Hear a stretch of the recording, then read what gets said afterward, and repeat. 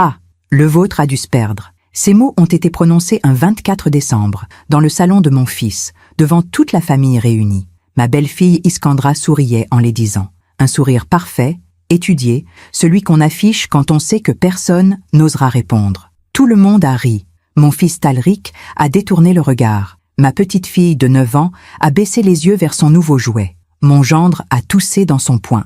Et moi, Nerys Valdombre, 60 ans, veuve depuis 7 ans, j'ai simplement répondu « Ce n'est pas grave ». Ce soir-là, en rentrant chez moi, j'ai compris qu'un dîner de Noël pouvait briser bien plus qu'une porcelaine ancienne. Il pouvait briser une vie entière construite sur l'illusion que l'amour maternel suffit à protéger du mépris. Je m'appelle Nerys Valdombre, j'ai 60 ans, et voici l'histoire que j'ai portée seule, en silence, pendant trop longtemps. Tout a commencé 3 heures plus tôt. J'étais arrivée chez Talrik vers 19 heures, comme convenu. Il habite une belle maison bourgeoise, dans le 16e arrondissement de Paris, une bâtisse en pierre de taille que mon défunt mari Édouard et moi avions aidé à acquérir. Pas entièrement, bien sûr, mais une part significative, suffisante pour que Talrik puisse obtenir le prêt bancaire sans difficulté. C'était une soirée froide, typique de décembre. Les rues brillaient sous les guirlandes lumineuses. J'avais apporté une tarte tatin faite maison, la recette de ma mère et un coffret de macarons de chez Ladurée pour les enfants. Dans mon sac, soigneusement emballé dans du papier doré, se trouvaient les cadeaux que j'avais choisis avec soin.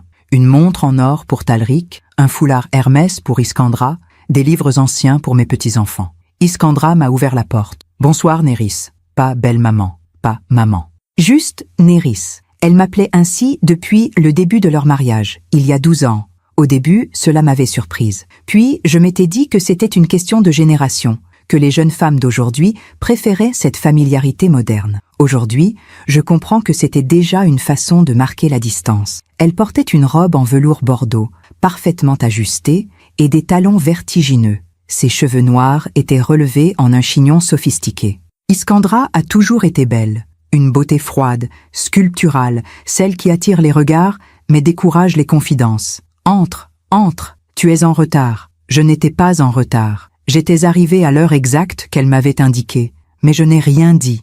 J'ai souri et j'ai tendu la tarte. C'est une tatin, comme tu aimes. Elle l'a prise du bout des doigts, comme si je lui tendais quelque chose de contagieux. Ah, merci. J'espère qu'elle n'est pas trop sucrée. Tu sais que nous faisons attention à notre ligne ici. Elle a posé la tarte sur le guéridon de l'entrée, sans même la porter à la cuisine. Puis, elle est retournée au salon, ses talons claquant sur le parquet en chêne massif. J'ai suivi. Le salon était magnifique. Un grand sapin de Noël trônait près de la baie vitrée, décoré avec un goût impeccable. Boules dorées, rubans de soie, guirlandes discrètes. Sous le sapin, une montagne de paquets emballés avec soin, des dizaines, peut-être une 50aine. Mon fils était assis dans le canapé en cuir, un verre de champagne à la main. Talrik, mon unique enfant, 42 ans, cadre supérieur dans une grande société de conseil. Il a hérité des yeux gris de son père et de ma silhouette élancée. Quand il était petit, il passait des heures dans mes bras à me raconter ses rêves d'avenir. Il voulait devenir architecte, construire des ponts, relier les gens. Aujourd'hui, il construit des stratégies financières et évite mon regard. « Bonsoir, maman. Bonsoir, mon chéri. » Je me suis approchée pour l'embrasser. Il a tendu la joue, machinalement, sans se lever. Son geste était celui d'un homme pressé, d'un homme qui accomplit un devoir social. Les autres invités étaient déjà là. Ma fille cadette de Talrik, sa sœur, Amélie, 38 ans, accompagnée de son mari Marc et de leurs 2 enfants. Amélie m'a souri chaleureusement. Elle, au moins, semblait sincèrement heureuse de me voir. « Bonsoir, maman. Tu es radieuse. »« Merci, ma chérie. Toi aussi. » Il y avait également la mère d'Iskandra, Svetlana, une femme russe aux manières impériales, et le frère d'Iskandra, Victor, un homme taciturne qui passait son temps sur son téléphone. Et puis, il y avait Marguerite. Marguerite, 54 ans, employée de maison chez Talrik et Iskandra depuis 6 ans.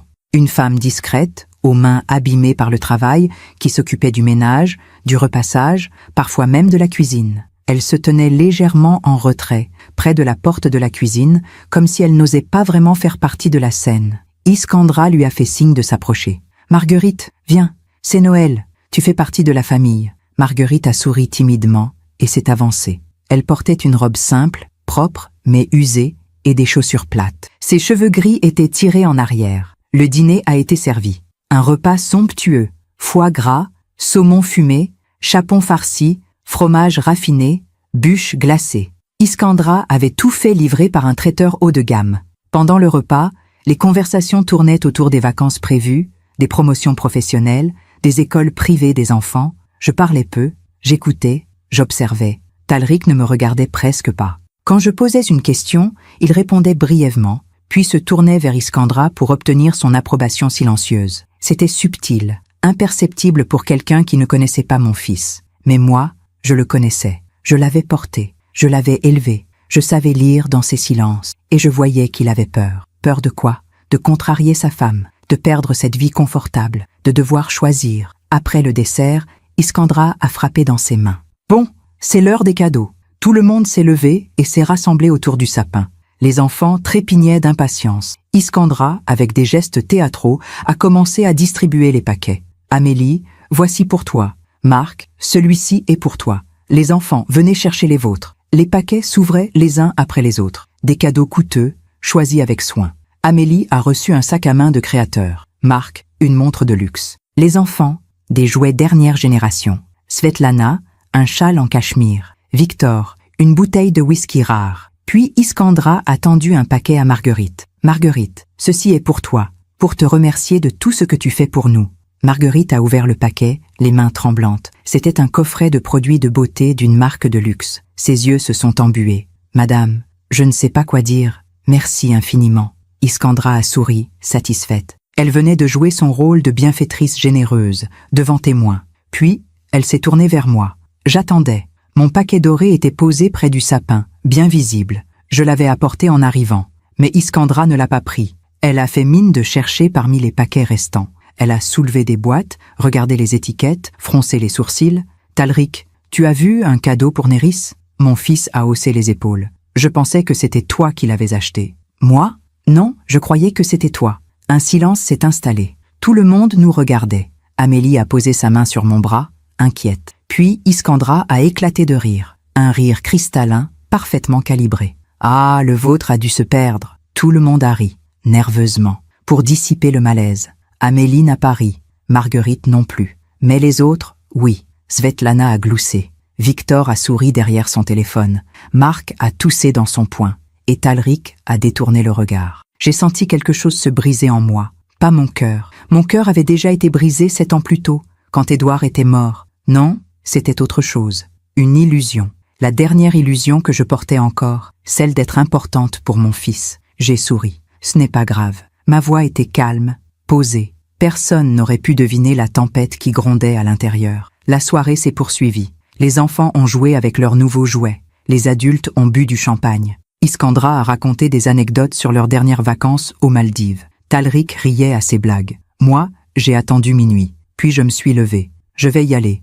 Il se fait tard. Déjà ? A demandé Amélie. Reste encore un peu, maman. Non, ma chérie. Je suis fatiguée. Talrik m'a raccompagnée à la porte. Dans le couloir, loin des regards, il a murmuré « Maman, je suis désolé pour le cadeau. Iskandra a dû oublier. Tu sais comment elle est, avec toute l'organisation. » Je l'ai regardé, vraiment regardé. Cet homme de 42 ans, ce père de famille, ce cadre supérieur qui gagnait des sommes à 6 chiffres, n'était plus mon fils. C'était un étranger qui préférait l'approbation de sa femme à la dignité de sa mère. Ce n'est pas grave, Talrik, vraiment. Je suis rentrée chez moi en taxi. J'habite un appartement élégant dans le 7e arrondissement, un 4 pièces que j'ai acheté avec Édouard il y a 30 ans. Les murs sont tapissés de souvenirs, des photos de Talrik enfant, des tableaux que nous avions rapportés de nos voyages, la bibliothèque d'Édouard. Sur la commode de l'entrée, il y a une boîte en laque noir, une boîte ancienne, héritée de ma grand-mère. À l'intérieur, je garde des lettres, des bijoux, des documents importants. Ce soir-là, j'ai ouvert cette boîte. J'ai sorti une enveloppe jaunie par le temps. À l'intérieur, il y avait une photo prise il y a 38 ans. Talrik avait 4 ans. Il était assis sur mes genoux, dans le jardin de notre ancienne maison à Versailles. Il me regardait avec adoration, ses petites mains agrippées à ma robe. Sur la photo, au dos, Édouard avait écrit « Mon fils et sa maman, un amour éternel ». J'ai refermé l'enveloppe, puis j'ai pris mon téléphone. Il était 1h du matin, mais je savais que Maître Dufresne, mon avocat, consultait toujours ses messages, même la nuit. C'était un homme méticuleux, rigoureux, qui m'avait accompagné dans toutes mes démarches depuis la mort d'Édouard. J'ai tapé un message. « Maître, j'ai besoin de vous voir de toute urgence, pour modifier mon testament. Dès le 26 décembre, si possible. » La réponse est arrivée 15 minutes plus tard. « Madame Valdombre, je serai à votre disposition le 26 à 10 heures. Mon cabinet sera ouvert. Cordialement. » J'ai posé le téléphone. Dehors, Paris dormait sous les lumières de Noël. Moi, je ne dormirai pas cette nuit. Parfois, on fait confiance à ceux qui ne la méritent pas. Et vous, avez-vous déjà été déçu par quelqu'un que vous aimiez?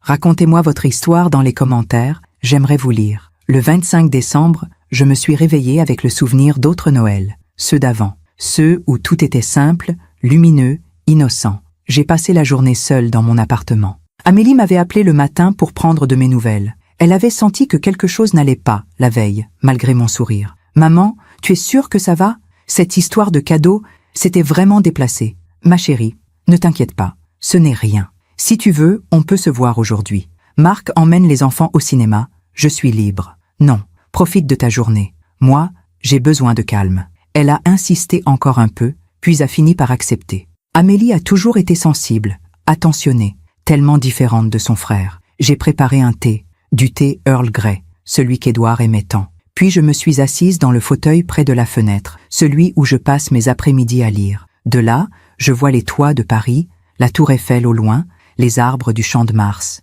et j'ai laissé les souvenirs revenir. Talric est né un 23 avril 1983. C'était un matin de printemps, doux et lumineux. Les cerisiers étaient en fleurs dans le jardin de la maternité. Édouard était à mes côtés, tenant ma main, murmurant des mots d'encouragement. Quand l'infirmière a posé ce petit être sur ma poitrine, j'ai su que ma vie venait de basculer dans une autre dimension. « Il te ressemble », avait dit Édouard, les yeux embués. « Il a tes yeux. » Mais avec le temps, Talric avait pris les yeux gris de son père, et son caractère aussi. Édouard était un homme bon, mais réservé, introverti. Il préférait observer plutôt que parler, écouter plutôt que s'imposer. Talric avait hérité de cette douceur, de cette discrétion. Trop de discrétion peut-être. Nous habitions alors une maison à Versailles, une belle demeure bourgeoise avec un jardin, un tilleul centenaire, des rosiers que je taillais moi-même chaque printemps. Édouard travaillait comme ingénieur chez Renault.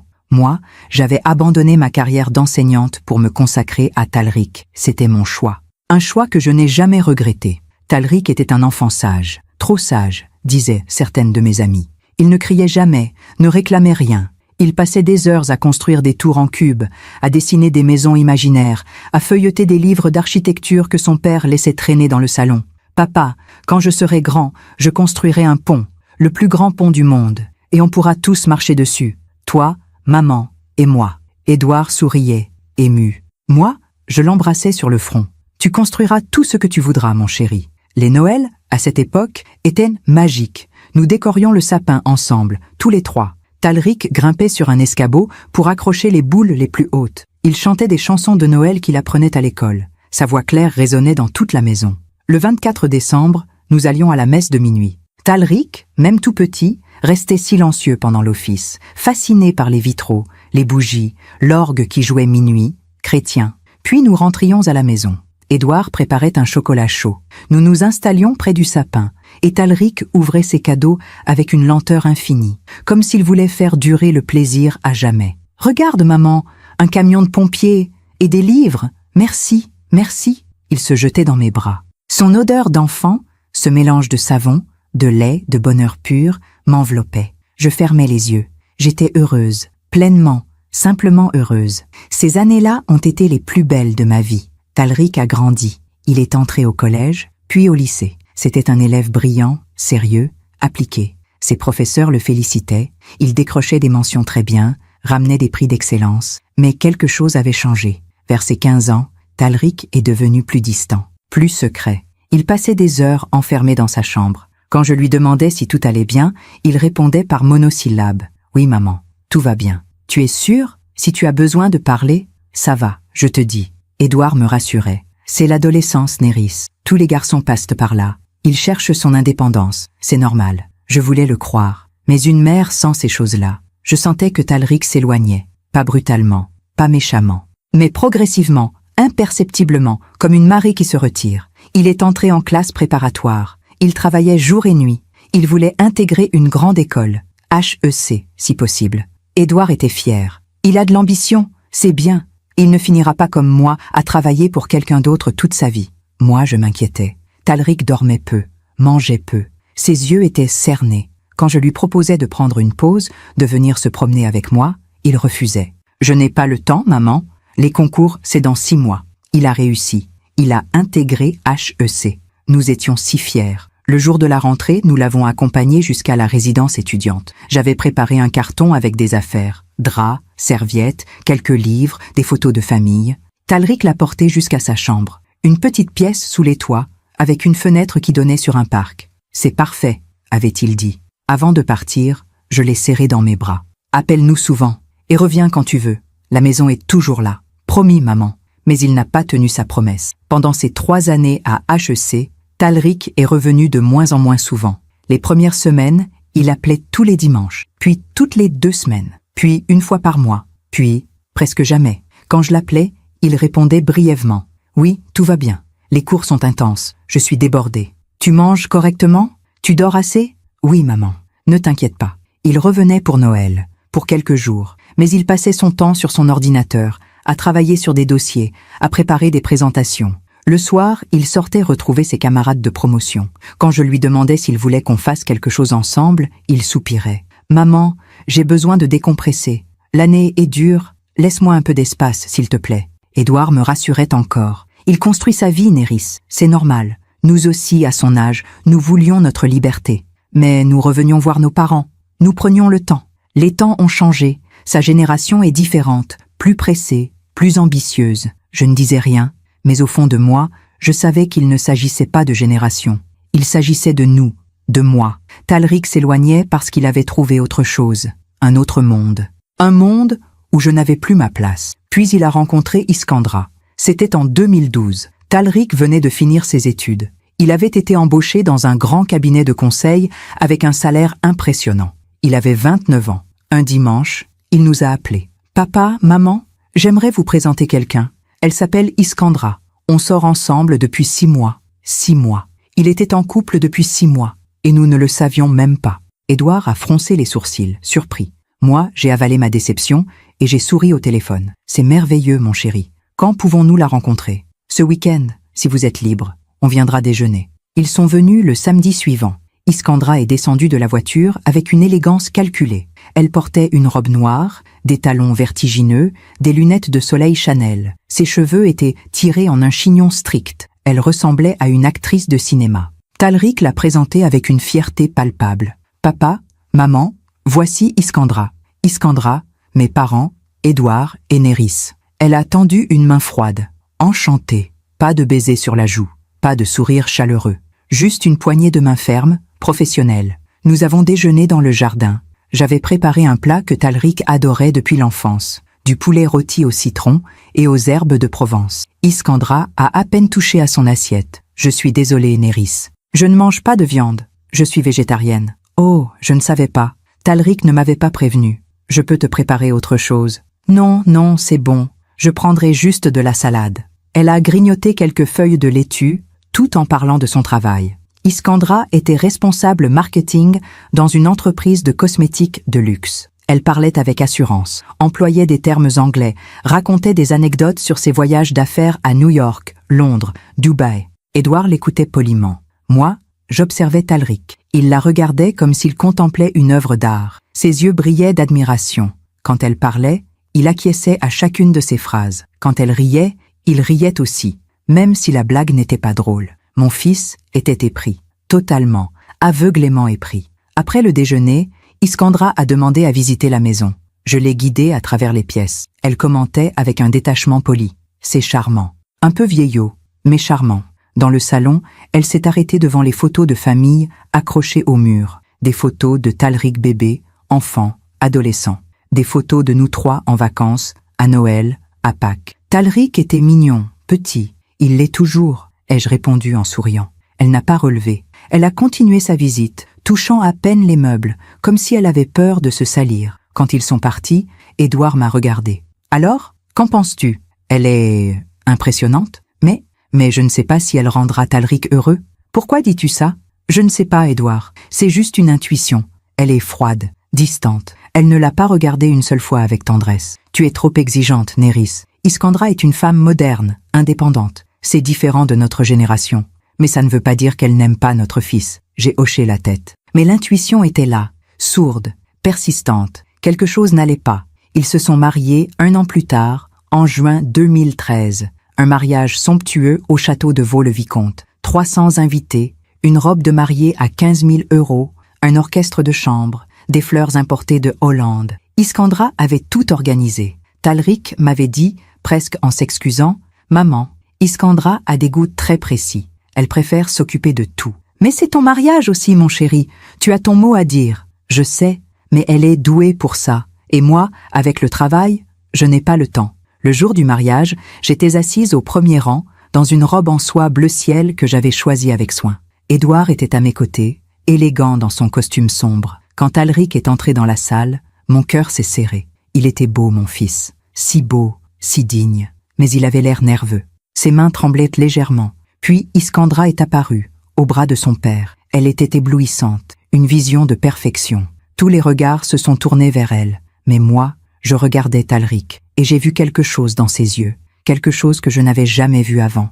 De la crainte, pas de l'amour, pas de la joie, de la crainte. Comme s'il venait de comprendre qu'il venait de signer un contrat dont il ne pourrait jamais se libérer. La cérémonie a été magnifique. Les vœux, les alliances, le baiser, tout était parfait, trop parfait. Le soir, pendant la réception, Iskandra a dansé avec Talrik, puis avec son père, puis avec ses amis. Talrik, lui, est venu s'asseoir à côté de moi, épuisé. « Alors, mon chéri, heureux ?» Il a souri, un sourire fatigué. « Oui, maman, très heureux. » Mais sa voix manquait de conviction. J'ai posé ma main sur la sienne. « Si jamais tu as besoin de parler, je suis là, toujours. » Il a serré ma main, brièvement.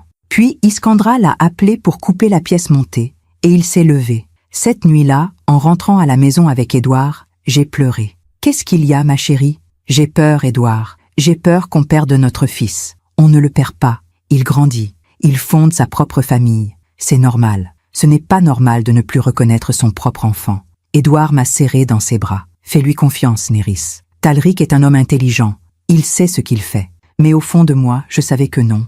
Mon fils ne savait plus ce qu'il faisait. Il s'était perdu. 4 ans plus tard, en 2017, Édouard est mort. Un infarctus, brutal, inattendu. Il était parti travailler le matin, comme d'habitude. À midi, j'ai reçu un appel de l'hôpital. « Madame Valdombre, votre mari a été transporté aux urgences. Venez vite. » Quand je suis arrivée, il était déjà trop tard. Le médecin m'a expliqué avec douceur. Il n'a pas souffert. C'est allé très vite. J'ai regardé le corps d'Édouard, allongé sur ce lit d'hôpital. Mon mari, mon compagnon de 40 ans, l'homme qui m'avait donné Talrik, l'homme qui avait construit notre vie, pierre par pierre. Il était parti. Et moi, j'étais seule. Talrik est venu aux funérailles, bien sûr, avec Iskandra. Ils sont restés 2 jours, puis ils sont repartis. « Maman, je suis désolée, mais j'ai une présentation importante au bureau. Je ne peux pas rester plus longtemps. »« Je comprends, mon chéri. » Amélie, elle, est restée 1 semaine. Elle m'a aidé à trier les affaires d'Édouard, à répondre aux lettres de condoléances, à organiser la succession. Talrik appelait de temps en temps. « Ça va, maman? Tu tiens le coup? »« Oui, mon chéri, ça va. » Mais ça n'allait pas. J'étais perdue, seule, abandonnée. Et dans cette solitude, une pensée s'est imposée à moi. Si Édouard était encore là, Talrik serait-il différent? Aurait-il osé me traiter comme il me traitait maintenant? Ou est-ce qu'Édouard lui-même n'aurait rien vu? Aveuglé par son amour paternel, par son désir de croire que tout allait bien, je ne le saurai jamais. Les années ont passé. Talrik et Iskandra ont eu 2 enfants, une fille puis un garçon. Je suis devenue grand-mère. Au début, j'espérais que la maternité adoucirait Iskandra, qu'elle comprendrait ce que c'était d'être mère, de porter un enfant, de l'aimer inconditionnellement. Mais rien n'a changé. Elle continuait à me traiter avec la même politesse froide, la même distance calculée. Les enfants, elle les élevait avec rigueur, discipline, pas de câlins superflus, pas de tendresse excessive. Il faut qu'ils deviennent autonomes, Néris. Si on les couve trop, ils deviennent dépendants. Je mordais ma langue, je souriais, je ne disais rien. Parce que je savais que si je critiquais, si je m'opposais, je perdrais le peu d'accès que j'avais encore à mes petits-enfants. Et Talrik acquiesçait à tout ce qu'Iskandra disait. Mon fils était devenu un homme sans colonne vertébrale. Assise dans mon fauteuil, Ce 25 décembre, je regardais la boîte en lac noir posée sur mes genoux. À l'intérieur, il y avait cette photo de Talric à 4 ans, ses yeux brillants, son sourire innocent, ses mains agrippées à ma robe, mon fils et sa maman, un amour éternel. Cet amour n'était plus éternel. Il s'était éteint quelque part entre ses 15 ans et ses 42 ans, entre ses rêves d'architecte et sa carrière de consultant, entre ma maison de Versailles et son appartement du 16e arrondissement. Demain, j'allais voir Maître Dufresne. Demain, j'allais reprendre le contrôle de ma vie. Demain, j'allais leur montrer que même les mers silencieuses ont leurs limites. Dehors, la nuit tombait sur Paris. Les lumières de Noël scintillaient encore, mais dans mon cœur, quelque chose s'était éteint pour toujours. L'illusion. Le 26 décembre, je me suis levée à 7 heures. J'ai pris une douche, enfilé un tailleur sobre, gris anthracite, coupe impeccable, et préparé mon sac à main. À l'intérieur, j'ai glissé tous les documents nécessaires, mon testament actuel, mes relevés bancaires, les titres de propriété de mon appartement, quelques papiers administratifs, et la photo de Talric enfant. Je ne sais pas pourquoi. Peut-être pour me rappeler qui j'avais été, qui il avait été. Le cabinet de Maître Dufresne se trouve rue de Rivoli, dans un immeuble haussmannien au 4e étage. J'y suis arrivée à 9h50.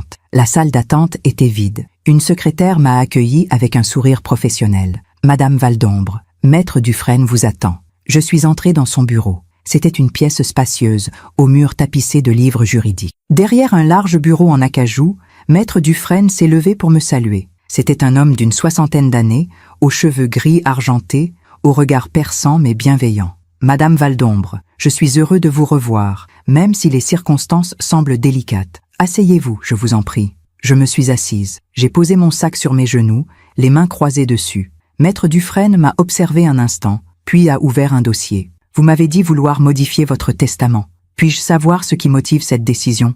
J'ai respiré profondément. « Je souhaite déshériter mon fils. » Le silence qui a suivi était presque palpable. Maître Dufresne a froncé les sourcils, surpris. Il a retiré ses lunettes, les a nettoyées avec un mouchoir, puis les a remises. « C'est une décision grave, Madame Valdombre, extrêmement grave. Puis-je vous demander pourquoi ? Parce qu'il ne mérite plus rien de moi. » Ma voix était calme, posée, mais à l'intérieur c'était un volcan.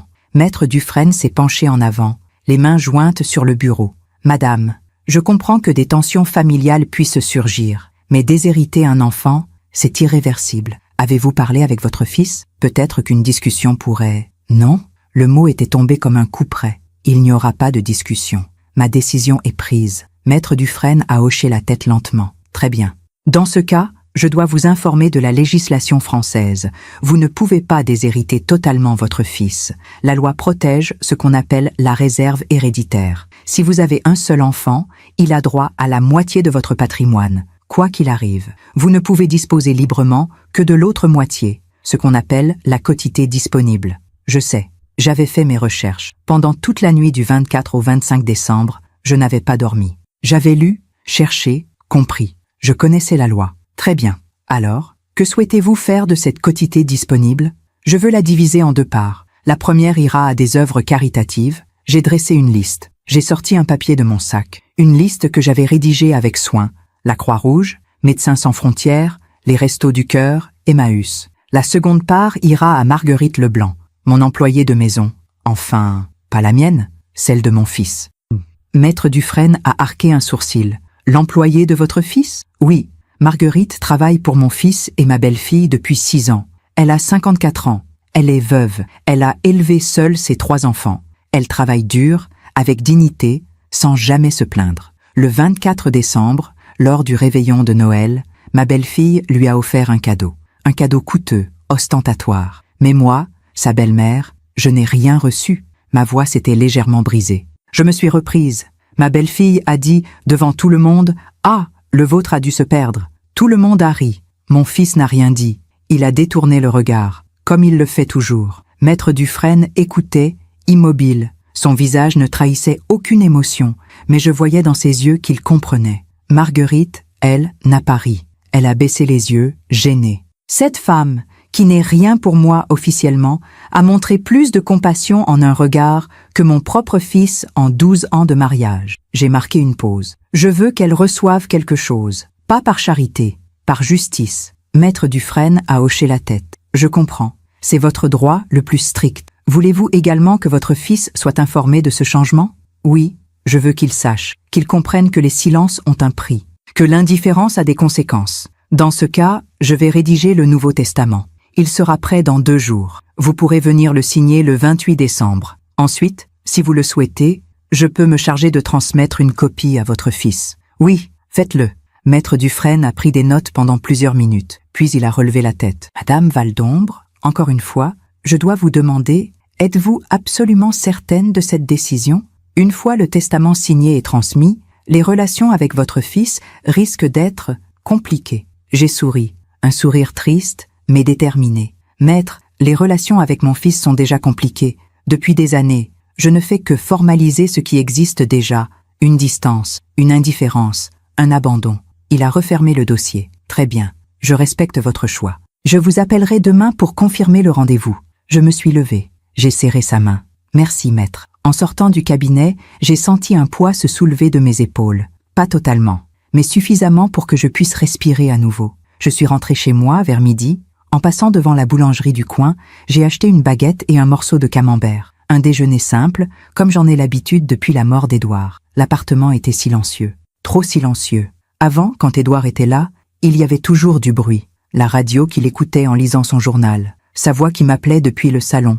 Le cliquetis de sa tasse de café. Maintenant, il n'y avait que le silence. J'ai mangé en regardant par la fenêtre. Dehors, Paris reprenait vie après Noël. Les gens se promenaient emmitouflés dans leurs manteaux, les bras chargés de sacs. La vie continuait, indifférente à mes drames personnels. Mon téléphone a vibré. Un message de Talric. « Maman, j'espère que tu vas bien. Désolé pour le cadeau l'autre soir. Iskandra était débordée avec l'organisation. On se voit bientôt? Bise. » J'ai regardé ce message pendant plusieurs minutes. Désolé pour le cadeau. Pas « désolé pour t'avoir humilié ». Pas « désolé d'avoir laissé ma femme te manquer de respect devant toute la famille ». Pas « désolé d'avoir été lâche ». Juste « désolé pour le cadeau ». Comme si c'était une question de matériel. Comme si un bijou ou un foulard aurait tout effacé. Il ne comprenait pas. Il ne comprenait pas que ce n'était pas le cadeau qui me blessait. C'était l'intention, ou plutôt l'absence d'intention. L'oubli, le mépris. J'ai tapé une réponse courte. « Tout va bien, mon chéri. Ne t'inquiète pas ». Puis j'ai posé le téléphone. L'après-midi, j'ai fait quelque chose que je n'avais pas fait depuis longtemps. J'ai ressorti mes albums photos. Il y en avait 5, rangés dans un coffre en bois au fond de ma chambre. Des albums épais, reliés en cuir, remplis de souvenirs. J'ai commencé par le premier. Talric à la maternité, emmailloté dans une couverture blanche. Édouard penché sur lui, souriant. Moi, épuisée mais radieuse. Talric, 6 mois, assis dans sa chaise haute, le visage barbouillé de compote, ses yeux pétillants de malice. Talric, 3 ans, dans le jardin de Versailles, courant après un papillon. Sa petite main tendue vers le ciel. Talric, 7 ans, son premier jour d'école. Son cartable trop grand sur ses épaules, son sourire fier. Chaque photo était un poignard, parce qu'en les regardant, je voyais l'enfant qu'il avait été. L'enfant innocent, aimant, joyeux, l'enfant qui me regardait comme si j'étais son univers entier. Et je me demandais, où est-il passé? Quand exactement s'est-il transformé en cet homme distant, soumis, incapable de me défendre? J'ai continué à tourner les pages. Talric, 15 ans, lors d'une sortie scolaire à Versailles. Il posait devant la galerie des glaces, les mains dans les poches, l'air déjà ailleurs. Talric, 20 ans, à sa remise de diplôme à HEC. Il tenait son diplôme, mais son sourire semblait forcé. Talric, 29 ans, le jour de son mariage, à côté d'Iskandra. Elle, resplendissante. Lui, nerveux. Sur cette photo, j'ai vu quelque chose que je n'avais pas remarqué le jour même. Les mains de Talric. Elles étaient crispées, serrées en poing, comme s'il se retenait, comme s'il avait peur. J'ai refermé l'album brusquement. Le soir, Amélie m'a appelé. « Maman, comment vas-tu? Talric m'a dit qu'il t'avait envoyé un message. »« Oui, tout va bien. »« Maman, je sais que ça ne va pas. » L'autre soir, ce qui s'est passé chez Talric, c'était inadmissible. « Amélie, ne t'en mêle pas. Comment veux-tu que je ne m'en mêle pas? Tu es ma mère. Talric est mon frère. Et cette femme, elle s'est interrompue. J'ai entendu sa respiration, agitée. Cette femme te traite comme une étrangère depuis des années. Et Talric la laisse faire. Ça me rend folle. Ma chérie, c'est la vie de ton frère. Il a fait ses choix. Des mauvais choix. Peut-être, mais ce sont les siens. Il y a eu un silence. Maman, est-ce que tu as besoin de quelque chose? Est-ce que je peux faire quelque chose? Non, ma chérie. Vraiment, tout va bien. Amélie a soupiré. D'accord. Mais si jamais tu changes d'avis, je suis là. Toujours. Je sais. Merci. Après avoir raccroché, je me suis assise dans mon fauteuil. La nuit tombait à nouveau sur Paris. Les lumières de la ville scintillaient doucement. Et j'ai pensé à une conversation que j'avais eue avec Édouard, des années auparavant. C'était en 2015, 2 ans avant sa mort. Nous étions dans ce même salon. Talric venait de nous rendre visite avec Iskandra. Une visite brève, froide. Après leur départ, j'avais dit à Édouard, « Je crois que nous sommes en train de perdre notre fils. » Édouard avait secoué la tête. « Ne sois pas dramatique, Néris. Talric va bien. Il a une belle carrière, une belle maison, une belle femme. Mais il n'est pas heureux. Comment le sais-tu ? Parce que je suis sa mère. » Édouard avait posé son journal. « Néris, les enfants grandissent. Ils s'éloignent. C'est normal. Tu ne peux pas le garder près de toi pour toujours. Je ne veux pas le garder près de moi. Je veux juste qu'il soit lui-même. Il est lui-même. Non, Édouard. Il est devenu quelqu'un d'autre. Quelqu'un que je ne reconnais pas. » Édouard avait soupiré, agacé. « Tu es trop exigeante. Tu veux que Talric soit comme tu l'imagines. Mais il a le droit de vivre sa vie. Même si cette vie le rend malheureux, tu ne sais pas s'il est si malheureux. Tu projettes tes propres angoisses sur lui. » J'avais baissé les yeux, blessé. Édouard s'était levé, avait posé une main sur mon épaule. « Excuse-moi, je ne voulais pas être dur. Mais parfois il faut lâcher prise, Néris. Il faut accepter que les enfants suivent leur propre chemin. » Ce soir-là, j'avais pleuré, en silence, dans notre chambre. Édouard dormait déjà. Et je m'étais demandé, avait-il raison? Étais-je trop possessive? Trop inquiète? Aujourd'hui, 8 ans après sa mort, je connais la réponse. Non, je n'étais pas trop possessive. Je n'étais pas trop inquiète. J'étais lucide. J'avais vu ce qu'Édouard refusait de voir. Talric n'était pas heureux. Il ne l'avait jamais été avec Iskandra. Il s'était marié par admiration, par désir de réussir, par peur de rester seul, mais pas par amour. Pas par ce sentiment profond, solide, qui résiste aux tempêtes. Et maintenant, 12 ans plus tard, il était prisonnier. Prisonnier d'une femme qui le dominait. Prisonnier d'une vie qu'il n'avait pas vraiment choisie. Prisonnier de ses propres lâchetés. Et moi, sa mère, j'étais devenue une gêne. Un rappel de ce qu'il avait été, de ce qu'il aurait pu être. Le 27 décembre, Maître Dufresne m'a appelé. « Madame Valdombre, le testament est prêt. Vous pouvez venir le signer demain, à 14 heures. Parfait, j'y serai. Madame, une dernière question. Voulez-vous que je transmette le testament à votre fils immédiatement ou préférez-vous attendre quelques jours? Immédiatement. Très bien. Dans ce cas, je le ferai remettre par coursier dès que vous aurez signé. » J'ai raccroché. Mon cœur battait fort. Pas de peur, pas de regret, d'anticipation. Ce soir-là, j'ai relu les messages que Talric m'avait envoyés au fil des années. Des messages courts, convenus, sans chaleur. « Joyeux anniversaire, maman. Merci pour le cadeau. Bonne année, on se voit bientôt. Jamais je t'aime. Jamais tu me manques. Jamais j'ai besoin de te voir. » Juste des formules polies, des obligations sociales. J'ai effacé tous ces messages. Puis j'ai ouvert la boîte en lac noir. J'ai sorti la photo de Talric enfant. Je l'ai regardé une dernière fois. Mon fils et sa maman. Un amour éternel. J'ai retourné la photo. Et au dos, sous l'écriture d'Édouard, j'ai ajouté quelques mots de ma propre main. L'amour éternel existe, mais il doit être réciproque. Puis j'ai remis la photo dans la boîte et j'ai refermé le couvercle. Demain, tout changerait. Demain, Talric recevrait le testament. Demain, il comprendrait. Ou pas. Mais ce ne serait plus mon problème. Pendant que je raconte tout cela, je me demande d'où vous m'écoutez. Écrivez le nom de votre ville en commentaire. Le 28 décembre, je me suis réveillée avec une sensation étrange. Ce n'était pas de l'anxiété, ce n'était pas du regret, c'était quelque chose de plus profond. Une paix froide, la paix de quelqu'un qui vient de prendre une décision irrévocable. J'ai préparé mon petit déjeuner. Du thé Earl Grey comme toujours, des tartines beurrées avec de la confiture d'abricot. Je mangeais lentement, regardant par la fenêtre les toits de Paris couverts d'une fine brume matinale. Mon téléphone a sonné. C'était Amélie. « Maman, Marc et moi aimerions t'inviter à dîner ce soir. Qu'en dis-tu? » « C'est gentil, ma chérie, mais j'ai un rendez-vous important cet après-midi. Je risque d'être fatiguée. » « Un rendez-vous? Quel genre de rendez-vous? » « Rien de grave. Juste quelques papiers administratifs à régler. » Amélie a hésité. « Maman, est-ce que tout va bien? Vraiment? »« Oui, ma chérie, tout va très bien. »« D'accord, mais si tu changes d'avis pour le dîner, appelle-moi.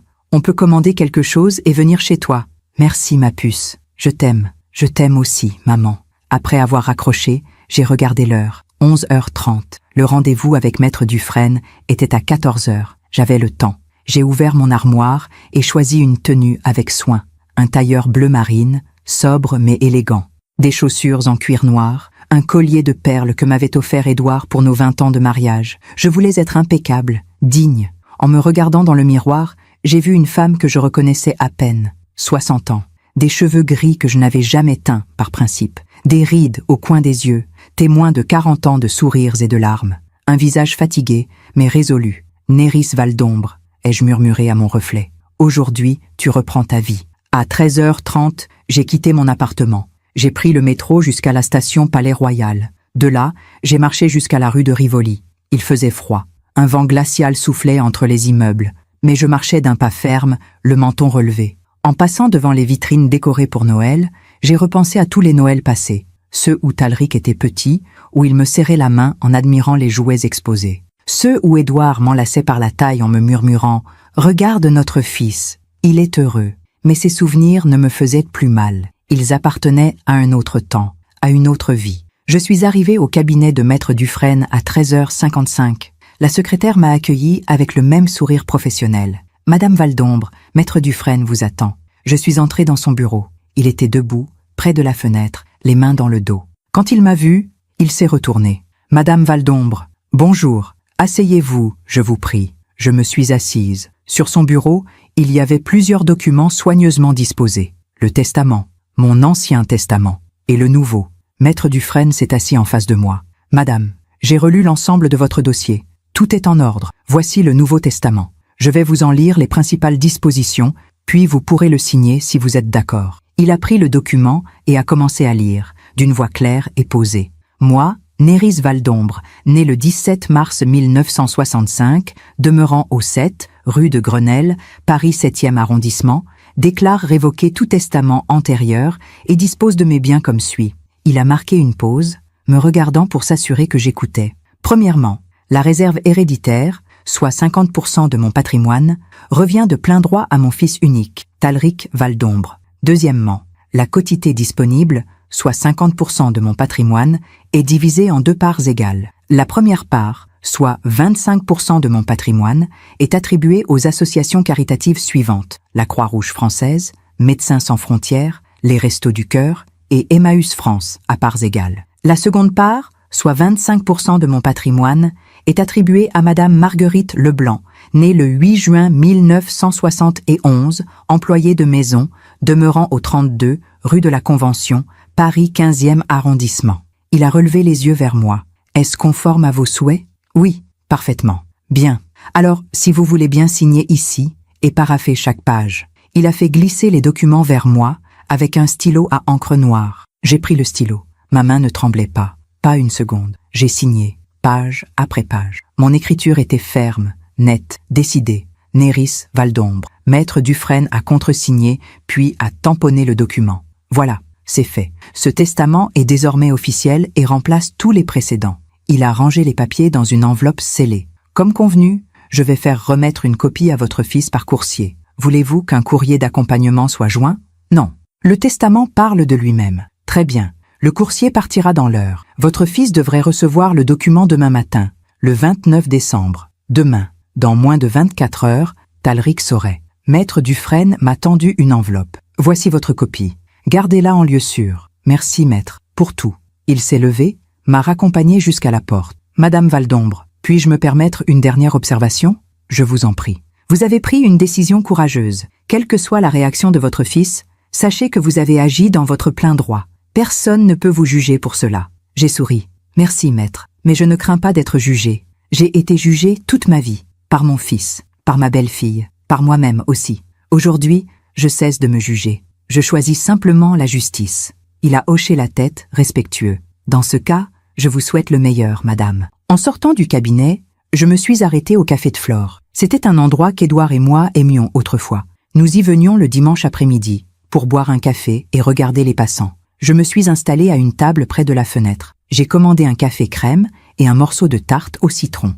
Autour de moi, des touristes parlaient anglais, allemand, japonais. Des couples se tenaient à la main. Des familles riaient. La vie continuait, indifférente à mes drames personnels. J'ai sorti l'enveloppe contenant le testament. Je l'ai tenu dans mes mains, sentant le poids du papier. Ce document, ce simple document, il allait tout changer. Et pourtant, une partie de moi hésitait encore. Une partie de moi se demandait, est-ce la bonne décision?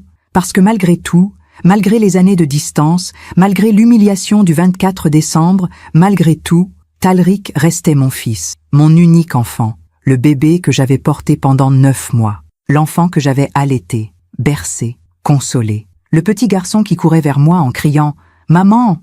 dès qu'il rentrait de l'école. Comment peut-on effacer cela? Comment peut-on dire « Tu n'es plus mon fils ?» Mais alors, j'ai repensé à cette soirée, à cette phrase « Ah, le vôtre a dû se perdre » et au rire qui avait suivi, et au silence de Talric. Ce silence-là valait tous les mots. Ce silence disait « Je n'ai pas le courage de te défendre ». Ce silence disait « Tu ne comptes pas assez pour que je risque de contrarier ma femme ». Ce silence disait « Je préfère ma tranquillité à ta dignité ». Et ce silence, je ne pouvais pas l'accepter. Je suis rentrée chez moi vers 17 heures. L'appartement était silencieux, comme toujours. J'ai rangé l'enveloppe dans la boîte en lac noir, à côté de la photo de Talric enfant. Puis j'ai allumé une bougie. Une bougie parfumée à la lavande que j'avais achetée lors de notre dernier voyage en Provence avec Édouard. C'était en 2016, 1 an avant sa mort. Nous avions loué une petite maison dans le Luberon.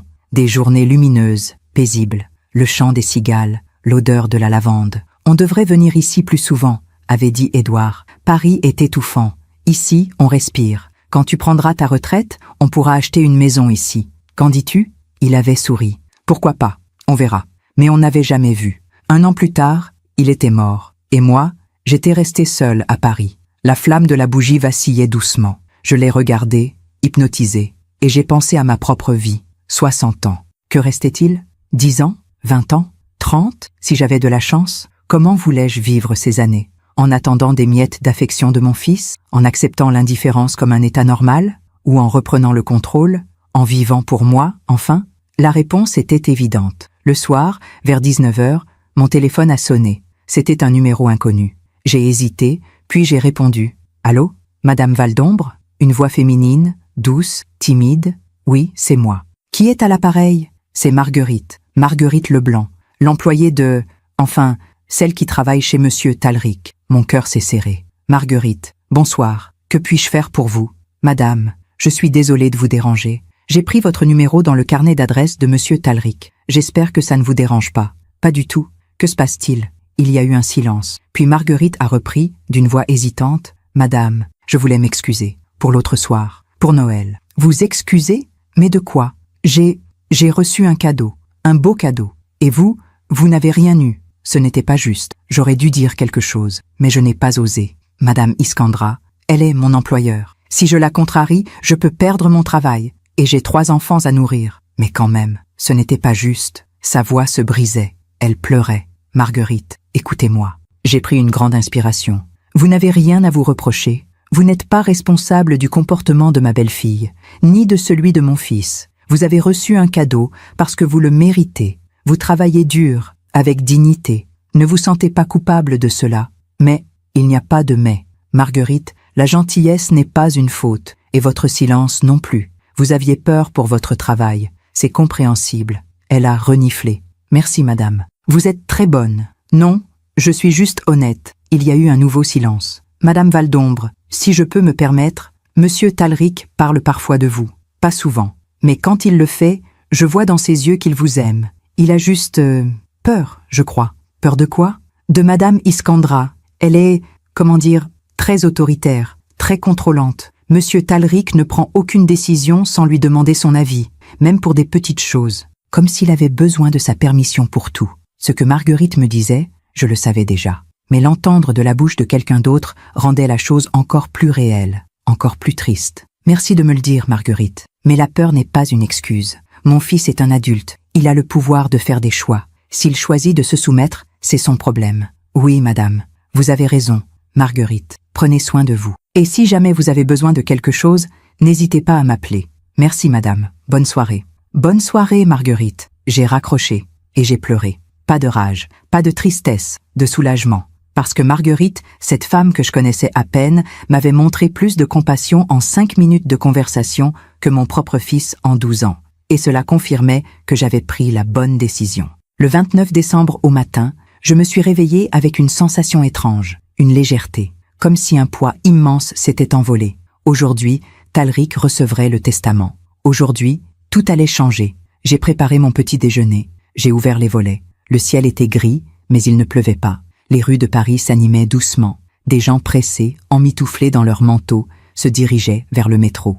La vie continuait, et moi aussi. J'ai passé la matinée à lire. Un roman que j'avais commencé avant Noël. Une histoire d'amour, tragique et belle. À un moment, un passage m'a frappé. On ne peut pas forcer quelqu'un à nous aimer. Tout ce qu'on peut faire, c'est choisir de ne plus supplier. J'ai refermé le livre. C'était exactement cela. Pendant des années, j'avais supplié. Pas avec des mots, pas avec des cris, mais avec des silences, avec des sourires forcés, avec des « ce n'est pas grave ». J'avais supplié mon fils de me voir, de me considérer, de me respecter. Mais on ne peut pas forcer quelqu'un à nous aimer. Alors j'avais choisi de ne plus supplier. À 11h30, mon téléphone a sonné. Talric. Mon cœur a bondi dans ma poitrine. Je savais ce que cela signifiait. Il avait reçu le testament. J'ai laissé sonner 3 fois. Puis j'ai décroché. Allô? Maman. Sa voix tremblait. Pas de colère. Pas encore. Juste de l'incrédulité. Bonjour, Talric. Maman.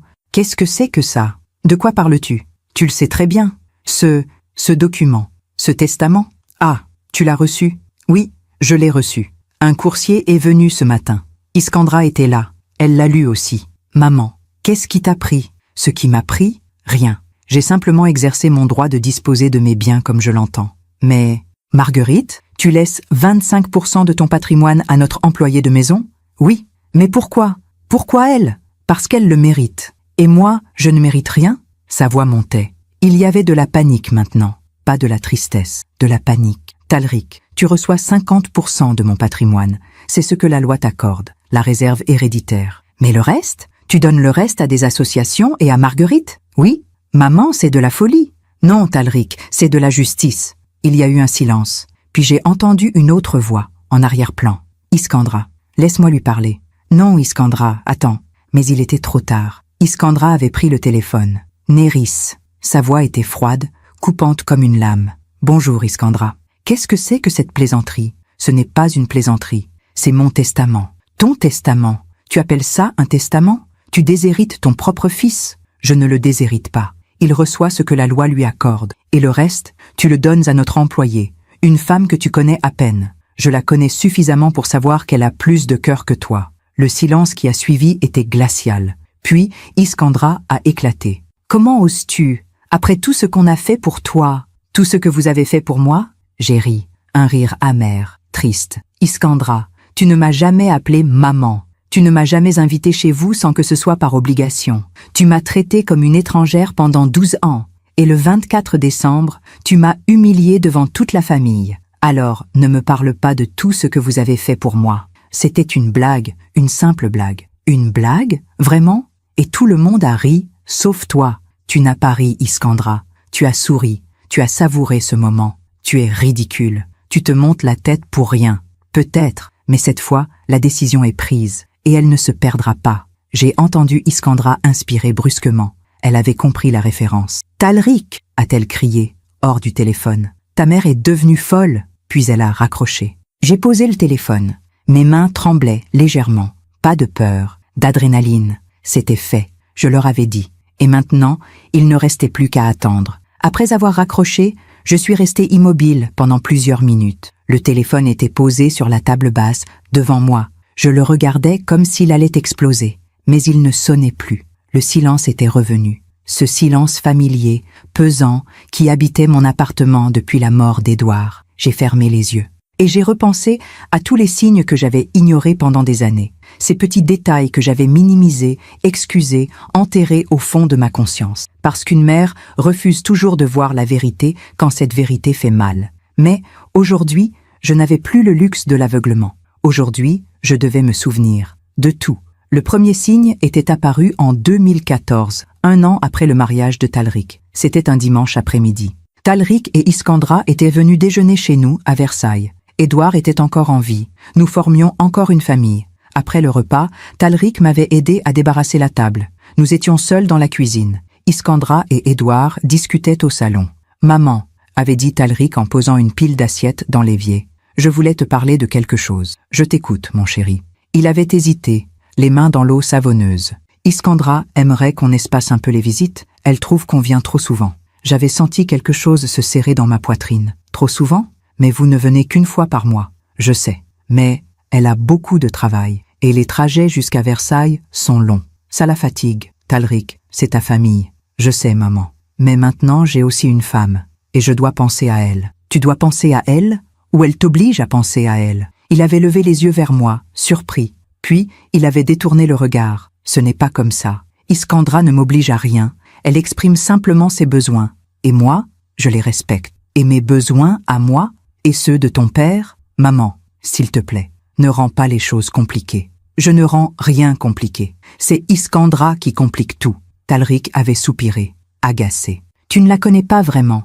Tu ne sais pas à quel point elle travaille dur. Elle est sous pression constamment. Elle a besoin de calme, de temps pour elle. Et toi, tu as besoin de quoi? Il n'avait pas répondu. Ce jour-là, j'avais compris quelque chose. Talric n'existait plus pour lui-même. Il existait en fonction d'Iskandra. Ses besoins, ses désirs, ses opinions, tout passait après elle. Mais j'avais choisi de ne rien dire, parce que je me disais, c'est normal. Les jeunes mariés ont besoin de temps pour s'installer. Ça passera.